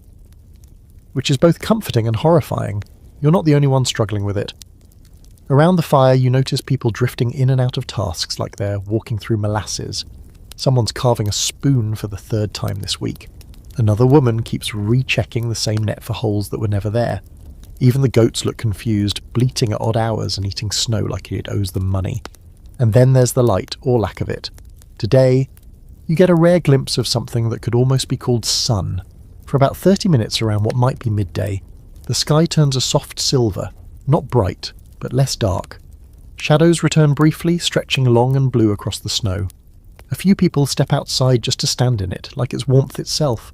You do too. You turn your face upward, close your eyes and feel, well, not heat exactly, but presence. Proof that the sun still exists, still cares just a little. And then it's gone again, like someone flicked off the switch and left you in the cold. That's when you learn about timekeeping the Viking way. Forget sundials, they're useless here for months. Forget hourglasses, no one has the luxury of wasting sand. Out here, time is marked by routine, by tasks, by changes in temperature, hunger, or the way smoke moves through the longhouse. Adis shows you her method. She keeps a thick knot of braided cord by her bed, with beads woven in at intervals. Each bead, she says, for a task or prayer. She touches one. Firewood, another. Animals, another. Evening meal. It's not a clock, it's a rhythm. And she doesn't count hours, she counts the world around her. Others mark time in different ways. One man tracks the wax drips on a single candle. A woman places stones near the hearth and moves them slightly after each completed chore. A boy scratches tally marks into the beam near his bed, 25 and counting, though he's started drawing little animals between them out of boredom or madness. You ask how they know when it's time to do anything. The answer is always the same. We just know. You don't. At least not yet. Your internal clock is fried. You're tired when you wake up and alert when everyone else sleeps. Your body craves the bright, scheduled world it came from, alarms, deadlines, daylight. But slowly, painfully, you're learning to trust something older. Your stomach becomes a clock. Your fingers, sore from use, tell you when it's time to rest. The rhythm of chores, of feeding animals, of stoking the fire, all of it becomes a kind of pulse, not mechanical, biological. And you start to notice that in the quiet of the longhouse, time feels different. Slower, yes, but also more present. When there's no rush, no bells or dings or calendar alerts, you begin to feel each moment instead of racing through it. You spend a long afternoon, or maybe it's morning, helping Inga dye wool with lichens and ashes. The process is slow and quiet. Mix, stir, wait. Let the fibres soak. Pull them out, hang them. Wait again. No one rushes, no one even talks much. But the work gets done. Time moves, not in ticks, but in tides. Later you sit by the fire and carve lines into a block of wood, your own calendar maybe, or a piece of something that feels like sanity. You don't know what day it is. You don't even know if it matters. But for the first time, you're not counting down, you're just counting. Here's your historical fact. Viking societies didn't have mechanical clocks. Instead, they used natural time markers, sunlight, moon cycles, seasonal shifts, and communal routines. Some used their primitive sundials in warmer months, called solskugafjöl, literally sun shadow board. But in winter, such tools were useless, and time became a social construct more than a mechanical one. Now for the quirky bit, there's evidence that some Norse households used time lamps, oil lamps marked with notches or tied cords to indicate how long they had burned. A kind of candle clock without a clock. One archaeologist even suggested that certain carved bones with dots may have been personal timekeepers, literal bone calendars. The scholarly debate. Was Viking timekeeping structured or improvisational? Some experts argue that ritual and tradition offered more consistency than modern timekeeping ever could. Others believe the chaos of Arctic winters led to mental strain and social disorganization. Was the Norse mind adaptable or simply numb? You sit by the fire long after the others have gone to sleep, the glow casting warped shadows up the beam. You stare at the embers and wonder how long it's been since you last saw a clock. A calendar. Anything with numbers. And then you realize you don't miss them. Here, time isn't something you track, it's something you inhabit. You pull your furs tighter, stretch out on the sleeping platform, and close your eyes. Somewhere in the back of your mind, the modern world still ticks and tocks away. But it's distant, faint, like a voice down a long tunnel. And here in the dark, your heartbeat is enough. You can't help but laugh the first time you see it. Two kids sliding full speed down a snow-covered hill on a flat piece of bone. One of them is screaming with joy, the other looks like he's preparing for death. And neither has any intention of stopping before they slam into the pile of firewood at the bottom, which they do, with a crunch. And then they both roll over, laugh hysterically, and start dragging the bone sled back uphill. This isn't what you expected from Viking childhood in the Arctic. You pictured something more solemn, more grim. Children solemnly sharpening knives by firelight or carrying buckets of goat urine through snowdrifts, not wiping snot off their faces and hurtling into solid wood like tiny lunatics. And yet, here they are, making winter their playground. Idie sees you watching and smirks. Better they break an arm now than their necks later. That's the Viking parenting philosophy in one sentence. It turns out that, yes, Viking kids worked. Hard. They carried water, helped mend clothing, fed animals, scraped hides, prepared meals, and tended to younger siblings, while their parents prepared for the next disaster. But they also played. Not with toys like you know them, but with whatever was around, carved sticks, bone dice, bits of driftwood, and apparently the laws of physics. You join a group of children building a snow fort. It's not just for fun. They're preparing for a snowball battle with another group across the longhouse. You try to help build a wall, only to get ambushed by 3 kids with surprisingly well-packed projectiles. The snow stings your face. Your dignity takes a hit. But you're laughing before you can even catch your breath. Inside the longhouse there's less chaos but just as much creativity. A girl is carving runes into a strip of bark. Another boy is twisting goat sinew into string, his tongue sticking out in concentration. They chatter in bursts of Old Norse, but even without understanding you catch the rhythm. Jokes, dares, dramatic retellings of things that happened 5 minutes ago. They aren't just surviving the winter, they're growing up in it. You ask Inga what it's like raising children in the cold months. She doesn't hesitate. They get stronger, or they don't. Winter teaches fast. It sounds brutal, but not cruel. There's no room here for softness that doesn't serve a purpose, no helicopter parenting, no hand-wringing over scraped knees. A child who learns how to keep warm, who to trust, how to find dry firewood, that's a child who might live to see the thaw. Later you watch a small boy, maybe 5, dragging a piece of meat across the floor, muttering instructions to a dog that clearly outranks him socially. He's not being coddled or corrected, just watched, observed, allowed to fail or succeed on his own terms, and somehow he does. You remember something Adie said earlier? We don't raise children, we prepare them. There's a difference, and it runs deep here.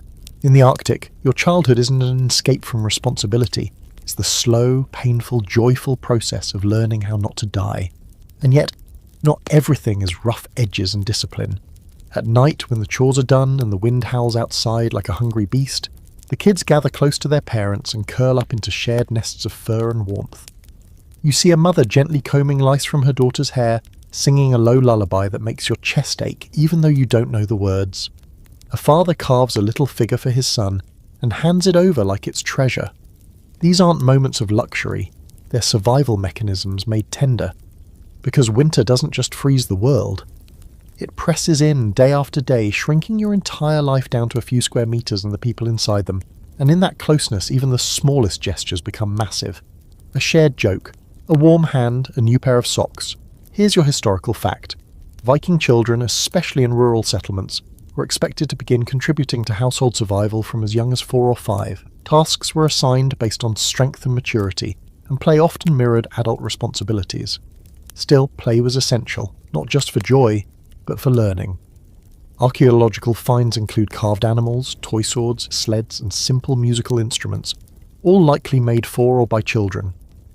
The quirky fact: Norse sagas often include child prodigies, tiny warriors, wise little girls, kids who outwit adults with the clever tricks. Whether myth or mirror, these tales suggest that even the youngest were valued not just as future adults, but as full members of the community. One story even tells of a boy who killed a wolf with a sharpened spoon. Is it true? Who knows? But it feels true. And the scholarly debate? Some historians argue that Viking childhood was short, harsh, and mostly devoid of affection. Others suggest that while discipline was firm, children were deeply loved and integrated into family life in ways modern societies might envy. Without institutions like schools or daycare, kids spent nearly every waking hour with their extended families. And that closeness shaped them. By the time evening comes, the kids are spent. You watch one little girl, maybe 7, curl up next to her grandmother, pulling a blanket of sheepskin over both of them. Another boy crawls under the bench with the dog and immediately starts snoring. Even the goat seems too tired to bother them. You settle into your own fur pile, watching the flicker of firelight dance across soot-streaked beams, and realise how differently you're starting to see the longhouse. It's not just a smoky bunker full of tough survivors. It's a living thing filled with love and arguments and children with wet boots and chapped lips who will someday grow into the people leading rituals, telling stories, building houses, and maybe, just maybe, making it through a few more winters, because here childhood isn't sheltered from the cold, it grows through it. You can't ignore it anymore, the smell. Not the smoky woolen people musk that clings to your clothes, or even the faint undertone of fermented shark lingering from the last feast. No, this one's sharper, earthier, more animal, and it's been intensifying with every passing day until finally, with a subtle but undeniable shift in your surroundings, you realise the truth. Half the longhouse is not for people, it's for animals. You knew this intellectually, of course. You'd seen the goats wandering around, had your feet stepped on by a sheep or two. But now it sinks in fully. The longhouse isn't divided into separate rooms, it's a dual-purpose machine. On one end, human survival, on the other, livestock survival. And the line between those two? Blurred by necessity, you decide to venture into their side. The moment you cross the invisible boundary, just a slightly lower beam and a not-so-subtle drop in floor cleanliness, the air thickens. It's warmer, surprisingly, more humid. It smells like straw, manure, damp fur, and something like sour milk in a wet boot. The goats stare at you with their judgmental eyes. The sheep just chew endlessly. In the corner, 2 cows lie curled together, enormous and peaceful, steam rising from their bodies as if they're their own central heating units. Ketil, who's elbow deep in what appears to be cow maintenance, waves you over. "Careful where you step," he mutters. The floor bites. You look down, slippery straw, hoof prints, and something that squishes uncomfortably under your boot. He wasn't joking. "This is where the real heat is," he says, patting one of the cows on its side. "They're better than a fire." And he's right. The animal room, this muddy living barn, is several degrees warmer than the rest of the longhouse. It's not cosy exactly, but it's unmistakably alive. The body heat from a dozen animals trapped inside an earthen building? That's biomass at work. The Vikings might not have invented central heating, but they did find a way to snuggle it. You sit on an overturned bucket, trying not to breathe too deeply, and watch Ketil milk one of the cows. The milk is warm, steaming in the cold air. He hands you a wooden cup filled to the brim. You sniff it. Fresh milk, unpasteurized, probably crawling with bacteria. You drink it anyway. It tastes shockingly rich, and you suddenly understand why this liquid gold was so guarded through the winter. Animals weren't just warmth or food, they were status, protection, even a kind of spiritual presence. Every one of them represented effort, foresight, survival. If a cow died midwinter, it wasn't just sad, it was catastrophic. You learn that the animals are brought in during late autumn and stay until spring. Yes, they poop inside. Yes, they sometimes panic or escape or give birth in the middle of the night while someone's trying to sleep 2 meters away. But they're part of the household now, part of the team. No one here lives above their animals. They live with them. It's humbling. You're sharing space not just with people, but with creatures who give milk, wool, meat, warmth. You watch a girl gently brushing ice out of a goat's fur, humming about under her breath. A boy carefully replaces straw under a limping sheep. There's no disdain here. No us and them. Only warmth and the things that produce it. Back on the human side of the house, Adis explains how careful they are about placement. Cows near the middle wall, goats at the edge, chickens. We keep in cages, they peck. You laugh. She doesn't. They peck, she repeats, dead serious. You help scoop straw later, clear out waste, and adds a new layer of dried moss along the floor to keep the worst smells in check. It's not glamorous, but it's oddly satisfying. You're learning that survival isn't just fire and fur, it's maintenance, and animals need a lot of it. Still, it's not without challenges. Disease spreads fast in these tight quarters. One cough from a sick goat can turn into a full-blown crisis. Food must be rationed not just for people, but for every beast inside. And water, always cold, always scarce, is hauled bucket by bucket from a frozen stream, often requiring you to chop through several inches of ice first. There are no days off. Here's your historical fact. Viking longhouses were often shared spaces, animals and humans cohabiting through winter. The layout varied, but many houses had animals occupying 1/3 of the structure, usually at the lower end for better drainage. Archaeological evidence from Norse farms in Iceland and Greenland shows clearly partitioned yet connected spaces for livestock, essential for maintaining warmth and food supplies during months when going outside was dangerous. Now for the quirky detail. In some Icelandic households, people slept above the livestock area on elevated platforms or lofts, not for safety, though that was a bonus, but for warmth. Rising heat from the cows below made the sleeping platforms the warmest spots in the entire building. You might call it the original heated floors, just with more mooing. And the scholarly debate? Some argue that cohabitation was a clever solution to cold and scarcity. Others think it was a desperation tactic, the last resort of those with too few resources to build separate barns.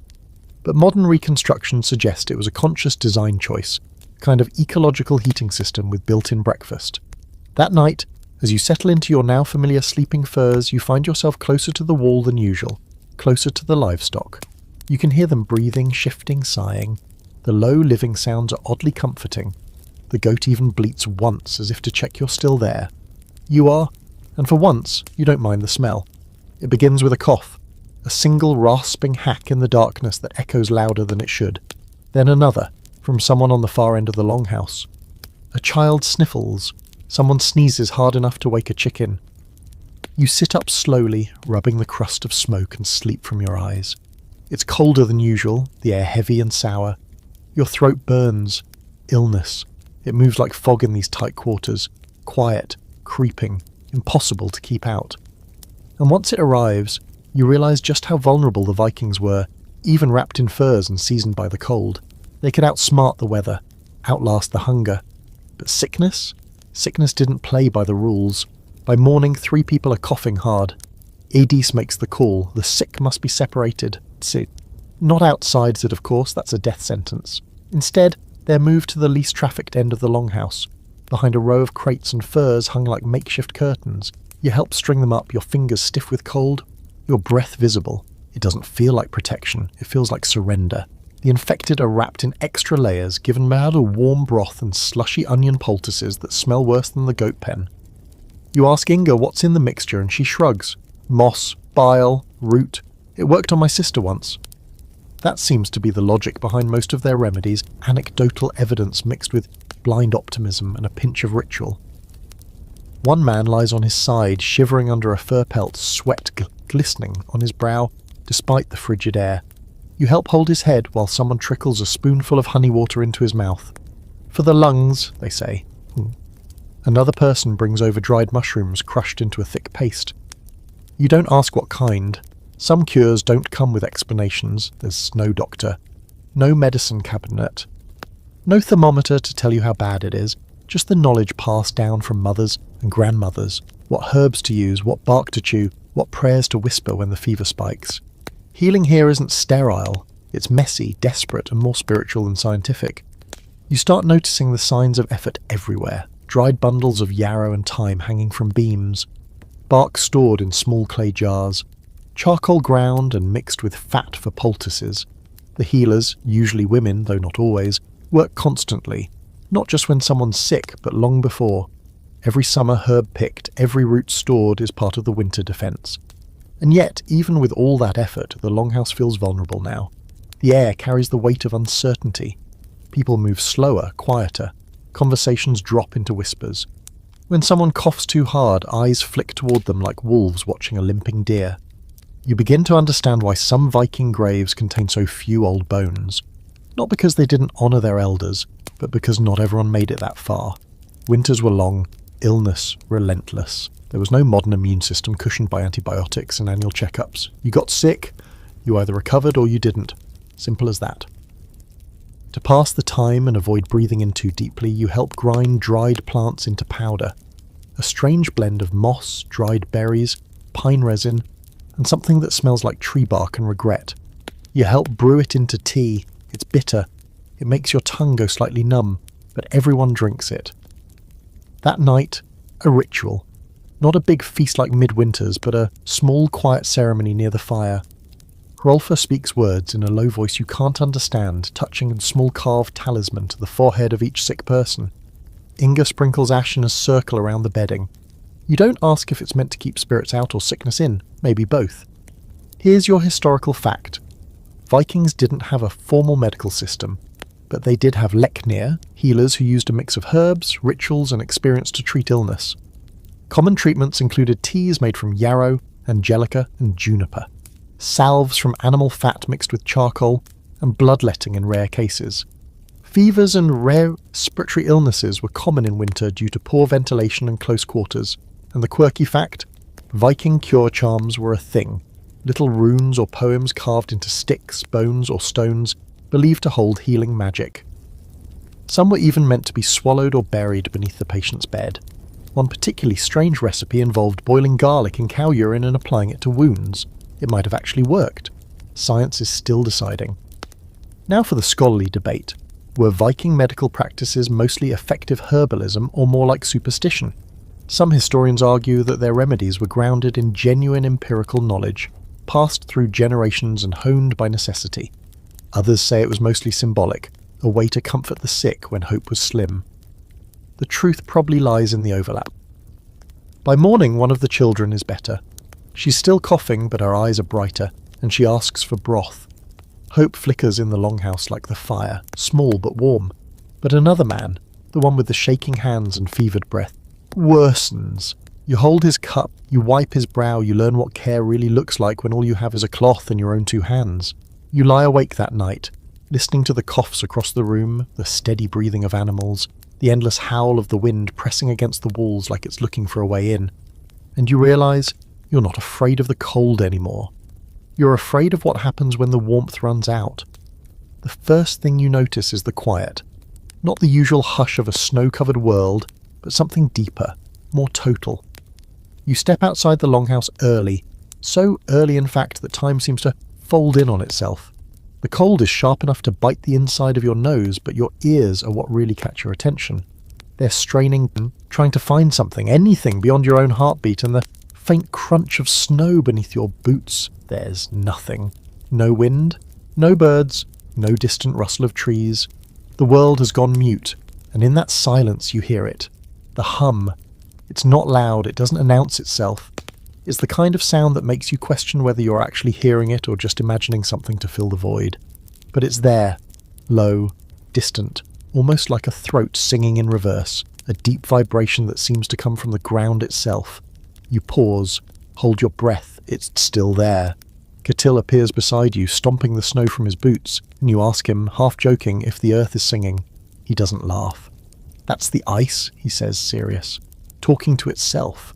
You've heard about this. Ice can moan, creak, even part roar as it shifts. Snow can settle with a sound like breath. Frozen rivers groan under their own weight. But this is something stranger, like the land is whispering in its sleep. As you listen, you realise that Arctic silence isn't truly silent.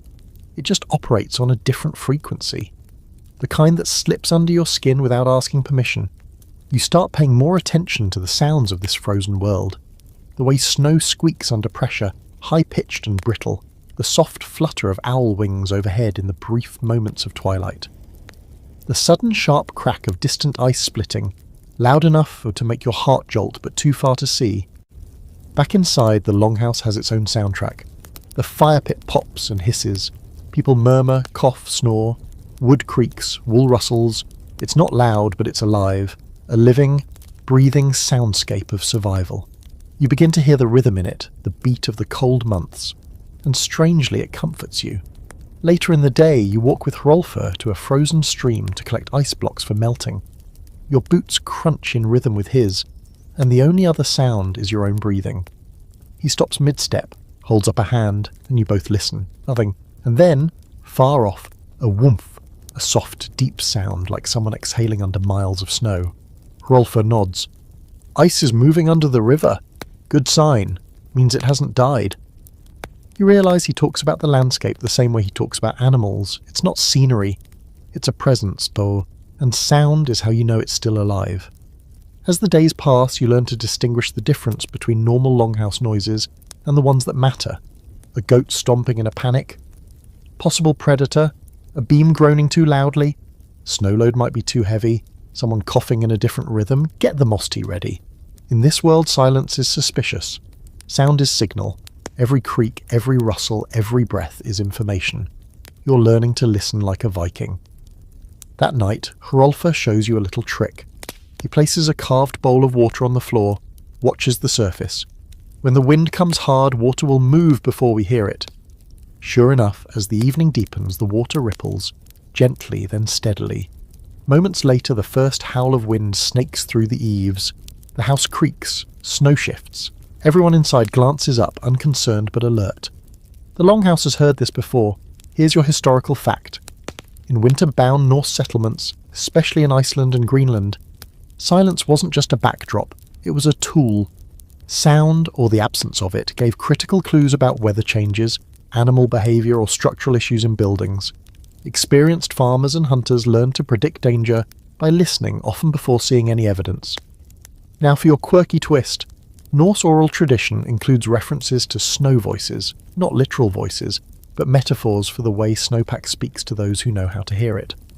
Some skalds, poets, even included descriptions of the mood of ice in their verses.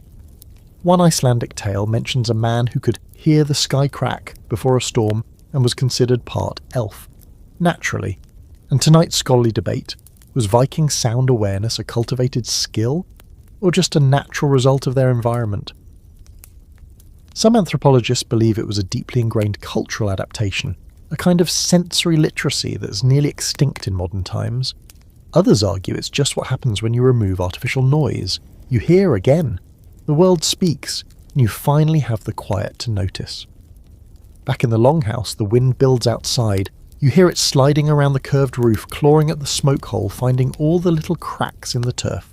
Inside, someone stokes the fire. A spoon clinks softly against a bowl. The goat grumbles in its sleep. You lie back on your fur mat, eyes closed, and let the longhouse sounds wash over you. It's not silence, not even close. It's the music of endurance, the drumbeat of old wood, soft feet, low voices, the sound of people still here, and under it all, barely audible, the low hum of winter continues. You thought maybe, just maybe, winter would pause the fighting, that surely even the most battle-hardened Viking would look out at a frozen wasteland of knee-deep snow, gale-force winds, and sub-zero temperatures and think, you know what, maybe we skip war season this year. But no, absolutely not. Because apparently not even a solid sheet of ice covering the entire world can keep Vikings from picking up weapons and chasing each other through the snow like angry bears in chainmail. It starts with shouting. Not the usual kind. This is sharper, laced with tension, the kind that cuts through the cold like an axe blade. You're pulling on your boots when the front of the longhouse creaks open and two men rush in, snow spraying behind them. One's panting, the other is bleeding from a gash on his arm. They speak quickly, too fast for you to catch much, but the mood of the room shifts immediately. Adis goes stiff. Hrolfr stands up like someone hit a war drum. You ask what's going on. The answer is direct. Raiders. It doesn't make sense. Raiders? Now? In this weather? But then again, you've seen these people ice bathe and eat shark jerky. Logic froze to death months ago. They say the nearby settlement just a day's travel over the ridge has been hit. Livestock taken. A storage hut burned. No one dead, but that's mostly luck. The attackers, probably a rival clan. Maybe old enemies. Maybe desperate. Winter makes people strange. Hunger makes them strangers. By nightfall, preparations are already underway. Weapons pulled from their spots on the walls, sleds checked and lashed together, skis, yes skis, dragged from the barn and inspected for cracks. You're half convinced this is still a joke, until you watch Hrolfr tighten the straps on a pair of narrow wooden skis with terrifying calm. You ask, with increasing alarm, "You're going to fight? On skis?" "Yes," he says, as if this is the most natural thing in the world. How else would we catch them? The war party leaves at dawn, which in Viking winter means something between early twilight and still night. They travel light, fur cloaks, shields, spears and bows. No horses, too loud, too slow. Just men gliding over the snow like ghosts, their breath steaming in the dark. You stay behind, but the tension travels with them. What surprises you is how routine it all feels. No speeches, no dramatic goodbyes, just a nod from Hrolfr, a muttered blessing from Adis, and they're gone. As if going to war in the middle of winter is just another line on the chore list between mend fishing net and don't freeze us to death. In their absence, the longhouse feels hollow. Everyone moves quieter. Conversations stop and start like broken wheels. The fire seems smaller. Even the animals sense it. More pacing, more nervous bleating. You help stir a pot of gruel and glance at the door every few minutes, half expecting it to burst open with news. It never does. Then on the third day they return.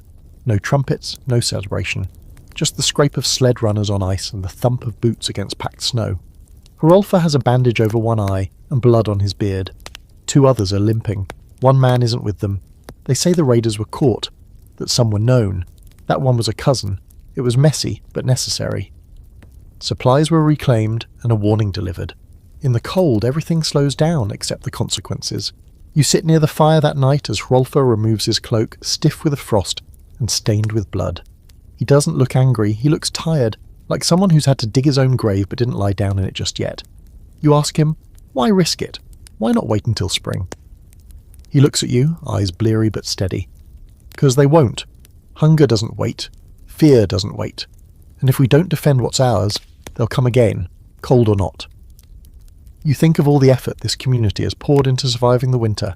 Every woven thread, every cured hide, every frozen root tucked away in a snowbank. It's not just comfort at stake, it's survival. And that means even the most brutal weather isn't enough to stop old grudges or fresh desperation. Here's your historical fact. Winter warfare was not uncommon among Norse peoples, especially in regions like Norway and Iceland, where snow and ice were a year-round reality. Skis were a legitimate form of transport and even battle tactic. Scandinavian warriors trained to fight while skiing using bows and spears. Military training in snow conditions was documented well into later centuries, with Viking roots in the techniques. Quirky detail, there are sagas that describe warriors so adept at winter battle that they could ski century across forests, shoot arrows mid-glide and vanish without a trace. One legendary Viking, Uller, was even worshipped as a god of skiing, archery and naturally duels. So yes, your worst nightmare on the slopes might have been a Viking with a spear, and the scholarly debate, were winter raids acts of strategic brilliance or sheer desperation? Some argue they were designed to catch enemies off guard. No one expects a war party when the rivers are frozen solid. Others believe most such raids were born from scarcity and starvation, not conquest. Either way, it proves something undeniable. The cold was no deterrent to conflict. If anything, it fueled it. That night, as the wounded rest and stories are told in low voices, you lie back and listen, not to the wind or the fire or even the breathing of the animals, but to the silence of survival, the cost of it, the way these people bear their burdens like weapons, always close, always ready. You drift off with the image of Hrolfr on skis, gliding across a frozen field, spear in hand, heart unyielding, and you understand finally that even in the deepest winter the fight never leaves. The snow is falling again, soft and thick this time, not like the dry, biting squalls you've gotten used to. This snow is different, slower, quieter, the kind that hushes the world and makes even the longhouse feel like it's breathing slower. You step outside for air and find the whole village blanketed in new white, roofs heavy with it, pathways gone, everything blurred into softness. And in the centre of this stillness, something is happening. A woman, Aslaug, the same one who gave you birch switches in the bathhouse, is standing just outside her doorway, drawing a strange symbol into the snow with the end of a stick. It's a spiral, or maybe a rune. She finishes, stands over it, then lightly blows across the surface like she's awakening something. When you ask what it is, she answers simply, protection, and then walks inside. You've noticed more of these little signs lately, scratched into beams, etched onto bones, stitched into clothing. Some are runes, sure, but others seem more symbolic, more personal. You ask Inga about them as she mends a sleeve with red thread. She gestures to the pattern she's sewing. This keeps away sickness. My grandmother taught me, her grandmother before her. Then after a pause, it works. That's when you realise what's really going on, winter magic. Not tricks or illusions or wizardry with staffs, but real bone-deep ritual. The kind that lives in repetition, in gestures passed through generations, in the stubborn hope that drawing the same symbol, wearing the same talisman, also saying the same words might just bend fate a little in your favour. You're told that during the deepest months, when the days are a blur and the sun forgets to show up, the veil between worlds thins. That's when the old spirits come closest. Not just the gods, though they're part of it, but older things, local spirits, house wights, ancestral echoes, forces that don't have names anymore, only gestures. Aslaug invites you to help with one of the rituals, and honestly you don't say no, not just because you're curious, but because everyone else is taking it so seriously.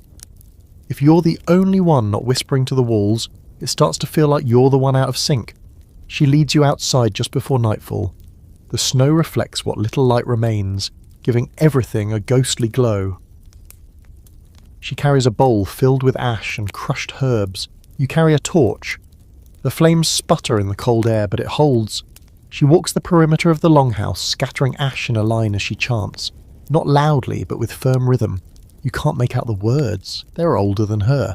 Older than language, maybe. Just shapes made of sound. When she finishes, she hands you a carved piece of wood, simple, flat, with a single rune scorched into it. Place it near your sleeping furs, she says. Speak to it, but only once, then don't touch it. You nod, unsure what to say, and she disappears back into the snow. Back inside, the fire's been dimmed. People are moving slower, not out of fatigue, but reverence. Edis places a small bowl of milk near the door and another near the hearth. For the hidden ones, she murmurs. No one questions it. A young boy places a sprig of dried herbs under his pillow. Another woman rubs soot from the fire onto her wrists. It's subtle, quiet but everywhere, a low current of ritual moving through the night. You ask Hrolfr if he believes in all this. He grunts. I believe in winter.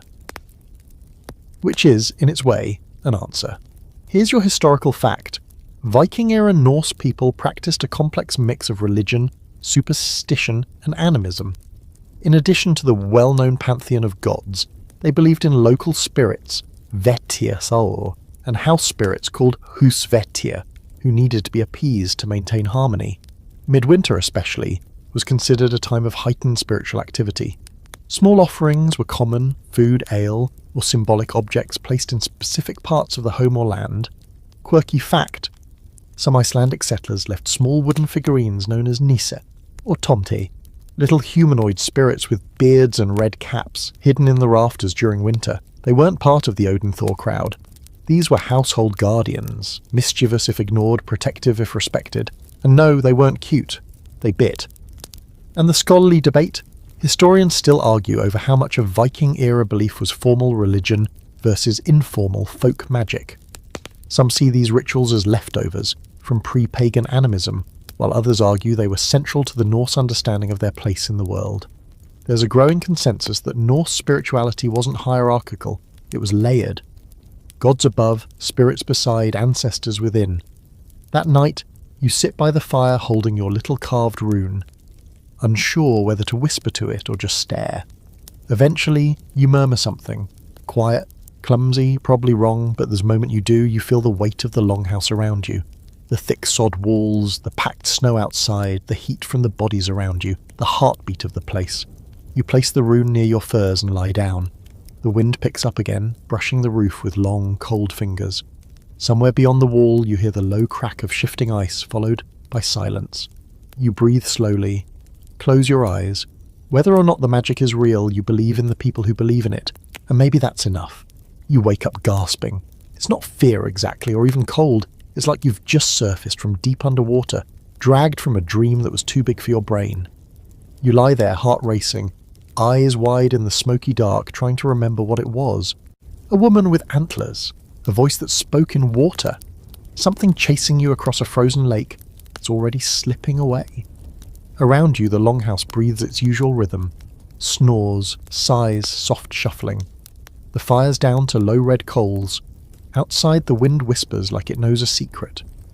But inside you, something is buzzing, like the dream didn't leave, like it's still waiting just under the surface. You roll over and stare at the rune Aslaug gave you, still nestled in the fur beside your bed. It hasn't moved. It doesn't glow or hum or whisper ancient wisdom. But still, you can't shake the feeling it's watching or listening. And then it dawns on you. This is normal. Not just for this time or this place, but for this part of winter. The dream world.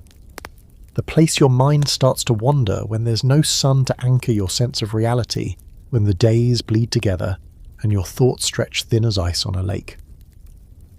You sit with Idis the next day, helping grind herbs into paste for another batch of cold balm, and ask her if she's ever had strange dreams in the dark season. He nods without looking up.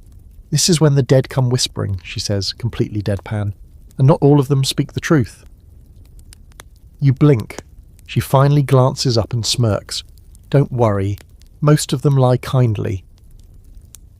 It's then you realise that dreaming in winter isn't just a thing that happens to Vikings. It's a known territory, a season unto itself, a time when sleep becomes a kind of second life, when the firelit world and the subconscious world tangle together like wool threads, with no clocks, No sunlight, and nothing to break up the monotony. Your brain starts inventing its own stories, and not always the comforting kind. That night you stay awake as long as you can, staring at the ceiling, counting the smoke-stained beams, listening to the longhouse creak. But eventually sleep wins, and the dreams return. This time it's a vast forest, frost-covered, endless. You walk barefoot through the snow, leaving no prints. Ahead, a man with a stag's head beckons silently, then disappears into the trees. You follow. You always follow. You wake with tears in your eyes and no idea why. You mention it to Hrolfr. He nods slowly and says, "That one comes to me too, usually before a storm." And you laugh, thinking he's joking, but he's not. He just slaps your shoulder and walks off, leaving you wondering how many people in this longhouse have seen the same horned figure, the same endless woods, the same dreamscape snow. Later you hear whispers about a woman who dreamed of fire and lost her husband to it the next day. About a child who dreamed of wolves and found one pacing outside the wall. Dreams aren't treated like fantasies here. They're omens, messages, warnings, not always right, not always clear, but noticed. Taken seriously, some even try to shape their dreams.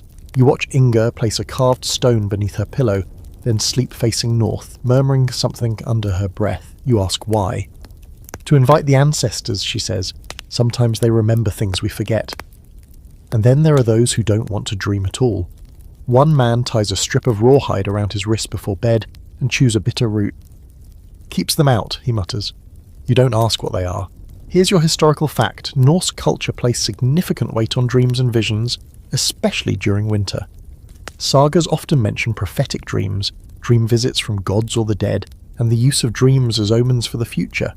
Some Cedar practitioners, Norse magic workers, specialized in dream interpretation, often blending herbalism, ritual, and trance-like states to walk between waking and sleeping worlds. Your quirky fact: there's evidence that some Viking sleepers use specific sleeping positions to induce certain kinds of dreams. One old Icelandic text claims that sleeping on the right side invited dreams of family, while the left summoned dreams of fate. Whether true or poetic, it's one more example of how carefully these people navigated even their unconscious hours. And the debate: did dreams function as genuine belief systems or as coping mechanisms? Some scholars argue that the long winters and sensory deprivation triggered natural hallucinations, sleep paralysis, and vivid dreaming, which were then interpreted through cultural lenses. Others believe dreams held sacred meaning regardless of their origin. Real or imagined, the dream world mattered. The next morning you wake with a start, your heart pounding. You remember your dream perfectly this time. It was just Hrolfr, standing in the snow, staring at you with empty eyes. He didn't say anything, but when you looked down, your hands were red and warm. You don't tell anyone. You walk outside needing air and stand in the snow barefoot for a moment. It hurts. It wakes you up. The wind brushes against your face, and for a moment you think you hear someone whisper your name. But it's just the wind, probably. You step back inside and pull your furs tighter. Not out of fear. Not even out of cold. Out of respect. For the dream. And the version of yourself that still lives in it. The night sky feels impossibly vast here. You step outside and freeze. Not from the cold this time, but from the sheer weight of it. Stars stretch across the Arctic dome like tiny pinpricks of ice, sharper than anything you've seen back home. The Milky Way arcs overhead like spilled salt on black velvet, and for a moment you forget the cold, the smoke, even the longhouse. You're just a speck staring into eternity. Hrolfr stands beside you, wrapped in layers of fur. He doesn't say anything. You don't expect him to. The silence is a language of its own. He points slowly, almost reverently, at clusters of stars. "These guide us," he murmurs. Not just for travel, he means, for survival. To orient yourself when the world is all white and the wind is a knife. To know direction when the sun sleeps for months. To read the sky like an open book. You've seen star charts before in books, but this is different. The constellations are not abstract patterns. They're landmarks, warnings, guides. Ursa Major, the Great Bear, points north. Cassiopeia forms a faint W above the horizon, a marker for the fjord route. Polaris, stubborn and bright, holds its place like a compass forged from ice. Hrolfr traces the lines with a gloved finger, telling stories as he goes, how the hunters used them to track reindeer, how raiders might follow the same stars in winter. and how the light of the heavens is the only thing that doesn't lie. And then the northern lights begin. Subtle at first, a green shimmer along the horizon, then growing brighter, ribbons of colour dancing across the sky, like spirits moving in slow, deliberate arcs. The Vikings called it Aurora Borealis, but here, Hrolfr whispers a different kind of truth. It's the breath of the gods, or perhaps the ancestors, reminding the living that even in endless cold there is colour, there is motion, there is life. You feel hypnotised. The lights twist and snap above you, casting a faint glow onto the snow and illuminating the longhouse roof like an emerald fire. You realise now why Norse myths often place supernatural beings in the sky. When the world is buried in snow and darkness, these celestial phenomena become reality. They guide, warn, and inspire. They are survival tools as much as they are art. Hrolfr finally speaks again, pointing at a subtle cluster near the horizon. If you follow that star through winter, it leads to food stores, safe routes, sometimes even to help. Lost a man once, Sky guided him. He shrugs, as though this is the most mundane thing imaginable. You nod, trying to absorb the enormity of it. It's not just navigation, it's hope. Later you return to the longhouse, but the image of the lights stays with you. Even inside, when the fire flickers low and the walls groan under snow, you feel it. Tiny, stubborn, like a pulse behind your ribs. The sky itself, a living map, has taught you that survival isn't just about walls, warmth, or food. It's about reading the signs, understanding the rhythm, and trusting what you can't touch. Here's your historical fact. Norse seafarers and settlers in Greenland and Iceland relied heavily on celestial navigation. Long before compasses, they used Polaris, the stars, and seasonal patterns to find safe routes across snow, ice, and sea. Astronomical knowledge was vital for winter survival. Quirky fact, some Vikings believed that the northern lights were the reflection of the shields of the Valkyrie as they rode across the sky, collecting fallen warriors. The lights were both awe-inspiring and a reminder that the dead and the living share the same cold, luminous world. The debate, scholars argue whether the mythological interpretations of the aurora influenced Viking behaviour, or whether practical navigation came first and the stories followed. Likely it was both, a brilliant melding of art, myth, and survival instinct. You lie back in your furs that night thinking of constellations, spritzen, and glowing ribbons of light. The longhouse seems smaller, warmer, safer, yet connected to the vast, untouchable world outside. The sky has taught you a lesson the fire cannot. Survival is not just heat, not just food. It's knowledge, observation, and a willingness to see signs when the night seems endless. The longhouse is quiet when you wake, but not dead. There's a soft murmur of activity, the scrape of boots on packed earth, the low clatter of wooden tools, the whisper of wool being stitched together. You stretch, still groggy, and realise something. Even without a fireplace, the place feels alive. Not just warm in temperature, but warm in spirit. And it occurs to you that survival isn't just about physical comfort, it's mental too. And here, the Vikings have mastered that art. Hrolfr is already up, tending to the fire pit. Not because it's necessary, there's enough body heat in the longhouse to keep the frost from creeping in, but because he likes the ritual. He tends the fire like it's a companion, poking embers, adjusting logs, listening to the faint hiss and crackle. You realise that fire isn't just about warmth here. It's focus, it's meditation. It's a rhythm that marks the day even when the sun doesn't cooperate. You help him stir a pot of porridge, thick and bland but sustaining. You wonder aloud how they manage to keep morale high when the food is repetitive, the days endless, and the cold relentless. Hrolfr shrugs. Stories, songs, work, repetition. The mind needs as much tending as the body. And suddenly the smoke in your lungs, the ache in your fingers, the frozen toes, it all starts to make sense.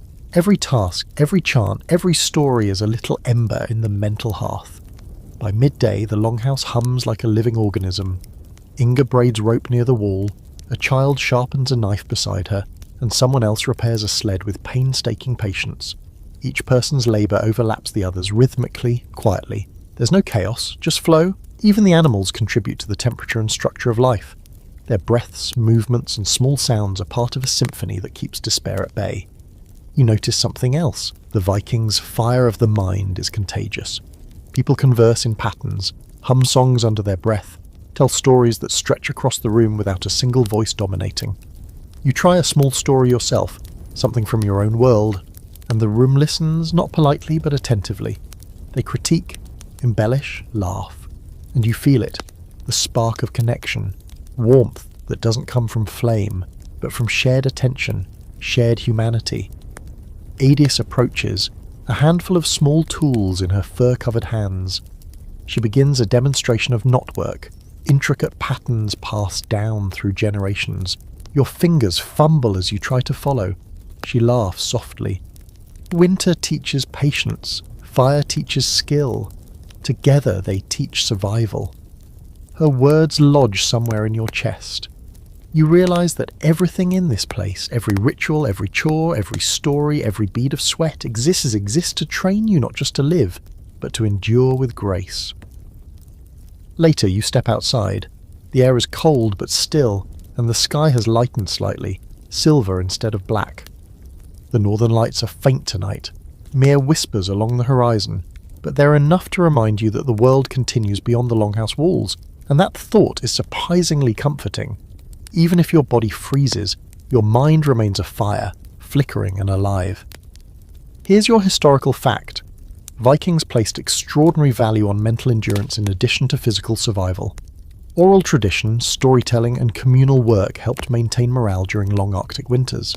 The structure and rhythm of daily life combined with social rituals were crucial for keeping communities cohesive through months of darkness and isolation. Quirky fact. Some sagas describe Vikings using memory songs, simple melodies to memorize complex tasks, such as weaving, tracking animals, or counting stored provisions. These tunes doubled as entertainment and mental exercise, essentially turning labor into music-based survival training. And the debate? Scholars argue whether these mental practices were consciously developed as psychological tools or arose naturally from social cohesion needs. Either way, it's clear. Surviving winter was as much about sharpening the mind as it was about stoking the fire pit.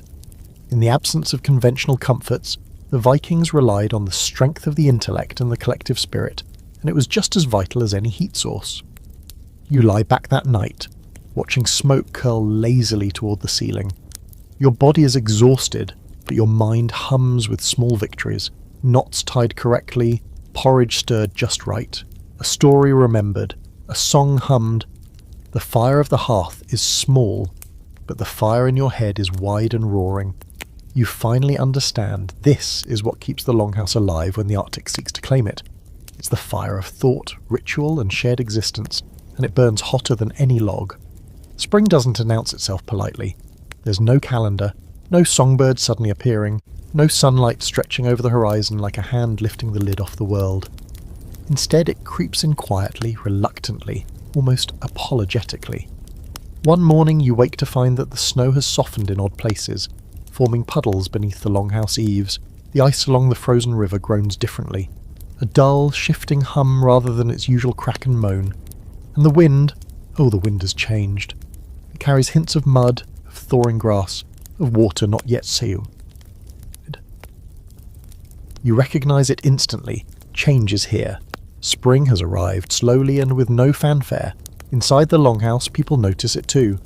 Adie steps outside and lets her cloak fall from her shoulders, letting the first warmth brush her arms. Hrolfr adjusts the fire, knowing less warmth is needed, but keeping embers alive anyway, a safety precaution and a signal that winter has not surrendered fully. Children fling open doors, laughing as snow slush hits boots, and animals stir more eagerly, sensing more daylight, more freedom and more feed. Even the goats seem lighter, their breath no longer curling into icy clouds indoors. The whole place vibrates differently, like a heartbeat returning to normal after a long frozen pause. You wander through the thawed perimeter, noticing things you barely saw before. Mud beneath the snow is rich and fragrant. Sticks poke out at odd angles, remnants of last autumn's fallen branches. Frost has retreated from tree bark, leaving shiny veins of moisture that glint in the pale sunlight. Everything seems alive again, just waking, just beginning. You realize the Vikings knew this moment better than any calendar could tell them. The first thaw was a signal, a call to action, a warning and a promise at once. Spring is here, work begins anew, and survival enters its next phase. Food scarcity shifts too. Frozen caches thaw slowly, and the first vegetables of the season are carefully dug out of storage. People handle the provisions with the reverence of those who survived months of deprivation. Leftover preserved meat is re-examined, herbs are sorted, dried roots weighed, and water from newly flowing streams is collected, tested, and stored. The longhouse transforms again, from a chamber of survival to a hub of preparation for the new cycle. Winter is over, but the struggle for sustenance never truly ends. This change also brings social shifts. Children run more freely outside, playing games with sticks and snow rather than cooped in the longhouse. Work outside becomes possible, repairs to the fence, clearing pathways, mending roof thatch damaged by heavy winter snows. Adults collaborate differently, taking advantage of daylight and slightly warmer temperatures. Even storytelling adapts. Tales of frost and endurance give way to songs of hunting, planting, and preparation for fishing season. The community breathes collectively, rhythmically, as if the thaw itself has lifted a weight from their shoulders. Here's your historical fact. In Norse settlements, the transition from winter to spring marked a critical phase in survival. Communities shifted focus from indoor maintenance and preservation to outdoor work, including repairing homes, preparing fields for planting, and hunting migratory animals returning to the region. This seasonal adaptation was crucial to long-term survival in the Arctic. Quirky fact, some Icelandic farms still keep a tradition of spring cleansing, where the first meltwater is used to wash homes, clean utensils, and even bless livestock. It's both practical and ceremonial, carrying echoes of ancient Norse survival customs. Water that thawed the snow literally marked renewal. And the scholarly debate? Some historians argue that Vikings timed raids and trade expeditions specifically to align with spring thaw, when travel was safer and resources were more abundant. Others insist that survival imperatives, such as tending livestock, repairing longhouses, and reclaiming stored food, dominated communal activity before any thoughts of raiding or trading. Likely it was both. The physical thaw dictated opportunity, and cultural priorities dictated how that opportunity was used. As you step back inside the longhouse that evening, the air is warmer, damp in places, heavy with the scent of melting snow and mud. Furs no longer cling to skin with the sharpness of frost. The fire pit is reduced to glowing embers, barely necessary but still comforting. You watch Hrolfr and Eidis discuss tasks, children chase each other with their newfound energy, and animals stretch their legs in the thawed pen. For the first time in months, it feels like the longhouse is not just surviving, it's living. And in that moment you understand that survival isn't a single winter challenge, a single feat of endurance, or a single skill learned in the cold. Survival is an ongoing rhythm, a cycle of ice, snow, thaw, and work. It's watching the world change outside the walls and adjusting inside them. It's learning to read the signs, to prepare for the unknown, and to cherish the moments when life, finally, feels almost easy. By now you've stopped counting days, hours, or even nights. Time here has melted into cycles: sleep, eat, work, tell stories, survive, repeat. And yet spring brings subtle urgency. Snow melts faster than your muscles can adjust. Streams rise, carrying ice chunks that make you nervous for the livestock. The ground softens into mud, and every step outside now carries risk. You feel it in your bones. Winter's tyranny is ending, but survival doesn't retire with frost. The longhouse hums differently now.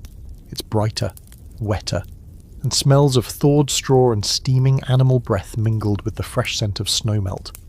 Children run barefoot through shallow puddles, squealing as if the world itself has become a playground. Adults repair fences, roofs, and sheds with renewed energy, pacing their work to take advantage of daylight. There's a rhythm to it, less intense than winter, more fluid, but no less critical. Everything you do now has consequences: a mislaid bundle of straw, a weak fence post, a skipped chore. It could mean livestock lost or sickness spreading. You find yourself walking among the longhouse walls, noticing the small miracles you took for granted during the harsh months. Sod walls that withstood blizzards without faltering, wooden beams that groaned but never collapsed, smoke-stained rafters still black, still holding the roof above 20 souls and half a dozen animals. You realise survival is as much about construction as it is about fire or food. Every beam, every plank, every piece of turf was painstakingly chosen, shaped, and maintained to create this fragile bastion against the Arctic, and it has endured. Hrolfr joins you, pulling a bucket of water from the slowly flowing stream. Spring always comes, he says, his voice calm, almost ceremonial. But not everyone does. Remember that.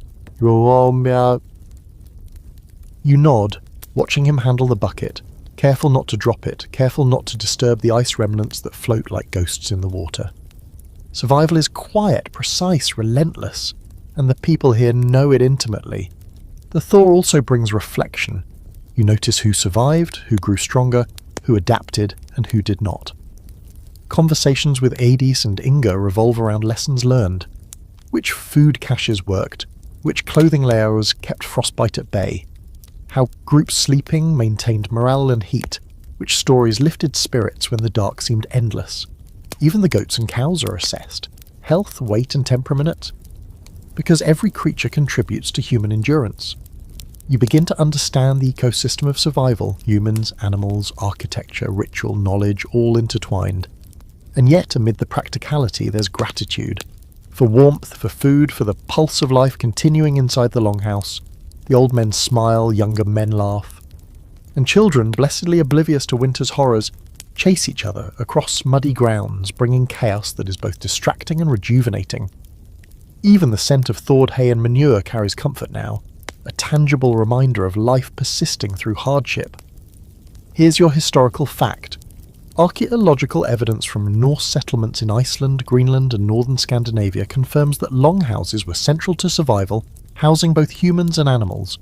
Shared living spaces allowed heat conservation and communal labour, crucial during the long Arctic winters when isolation could be deadly. Winter preparations, preserved food and building maintenance were deliberate strategies passed from one generation to the next. Quirky fact, some Viking households used snowmelt as a way to test structural integrity. If water seeped too quickly through the roof or walls, adjustments were made immediately. They called it listening to the house, treating the building almost like a living companion with needs and vulnerabilities. The debate, scholars differ on whether Norse survival was primarily the result of ingenious architecture, communal strategies, or sheer human adaptability. Most agree it was a combination. Enduring Arctic winters required layered knowledge, practical, social and psychological. Houses, clothing, food, ritual and storytelling formed a network that ensured survival against overwhelming odds. As the thaw progresses, the longhouse doesn't just endure, it thrives. People move with purpose, animals graze cautiously, and the first hints of green push through receding snow. You take it all in, understanding now that survival is not a single act of heroism, but a mosaic of countless small, persistent choices. Every winter endured, every meal shared, every story told, every careful repair, it all counts, it all adds up. And here, in this sturdy, smoke-streaked longhouse, life persists all against the coldest odds imaginable. The longhouse is quiet now, the bustle of spring's early tasks fading into evening calm. You stretch, feeling the lingering warmth of shared bodies and the soft thrum of life that permeates the structure. Outside, the Arctic landscape has shifted from stark white to mottled grey and green. Streams gurgle, snowbanks slump, and the wind carries hints of thawed earth and growing plants. It's a subtle symphony of change, one you've come to recognise as proof of life persisting against impossible odds. Months ago, you shivered at the thought of surviving without fire. Now you understand that survival was never just about heat. It was about rhythm, adaptation, community, and the quiet rituals that knit everyone together. You reflect on what you've witnessed and endured. The smoke-filled longhouse where a single pit fire balanced cooking, warmth, and air. The careful layering of clothing, fur, and body heat. The meticulous storage of food that allowed life to continue through months of darkness. The stories, rituals, and games that maintained mental fortitude. And the extraordinary ingenuity of living in harmony with animals, the architecture, and the environment.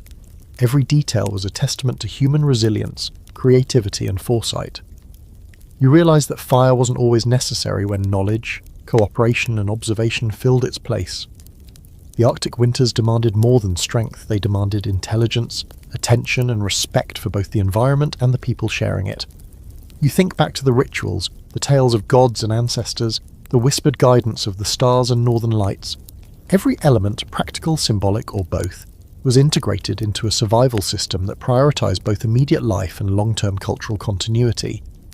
Even the dreams of winter, once terrifying and vivid, now make sense as part of the mental scaffolding the Vikings relied upon to endure prolonged darkness. Magic, story, observation and work were all interwoven, creating a tapestry that preserved not only life but identity, community and knowledge. You rise and step outside one last time, inhaling the crisp, warming air. The longhouse behind you feels like a living being, soot-stained walls and timbered beams holding stories of survival, laughter, hardship and triumph. The snow has softened, the streams carry new energy, and the wind, once a relentless threat, now whispers gently across the thawing landscape. You understand that survival here was not a singular event but a constant engagement with the world. Careful observation, consistent labour, shared responsibility, and the quiet courage to face months of darkness and cold without complaint. As you lie back on your fur one final time, the longhouse hums with the gentle sounds of contented animals, children drifting to sleep and adults winding down their tasks. You feel the pulse of the building, of the community, of life itself, a rhythm that persisted despite the Arctic winter's harshness. The lessons of the cold months are clear. Survival is not merely about warmth or food, but about harmony, preparation and connection. You close your eyes, the lingering scent of fire, wool and thawing earth grounding you in this extraordinary experience. The sun dips low, casting long, forgiving shadows across the landscape, and you know that what you've witnessed, the ingenuity, resilience and enduring spirit of the Vikings, will stay with you long after the Arctic winter has passed.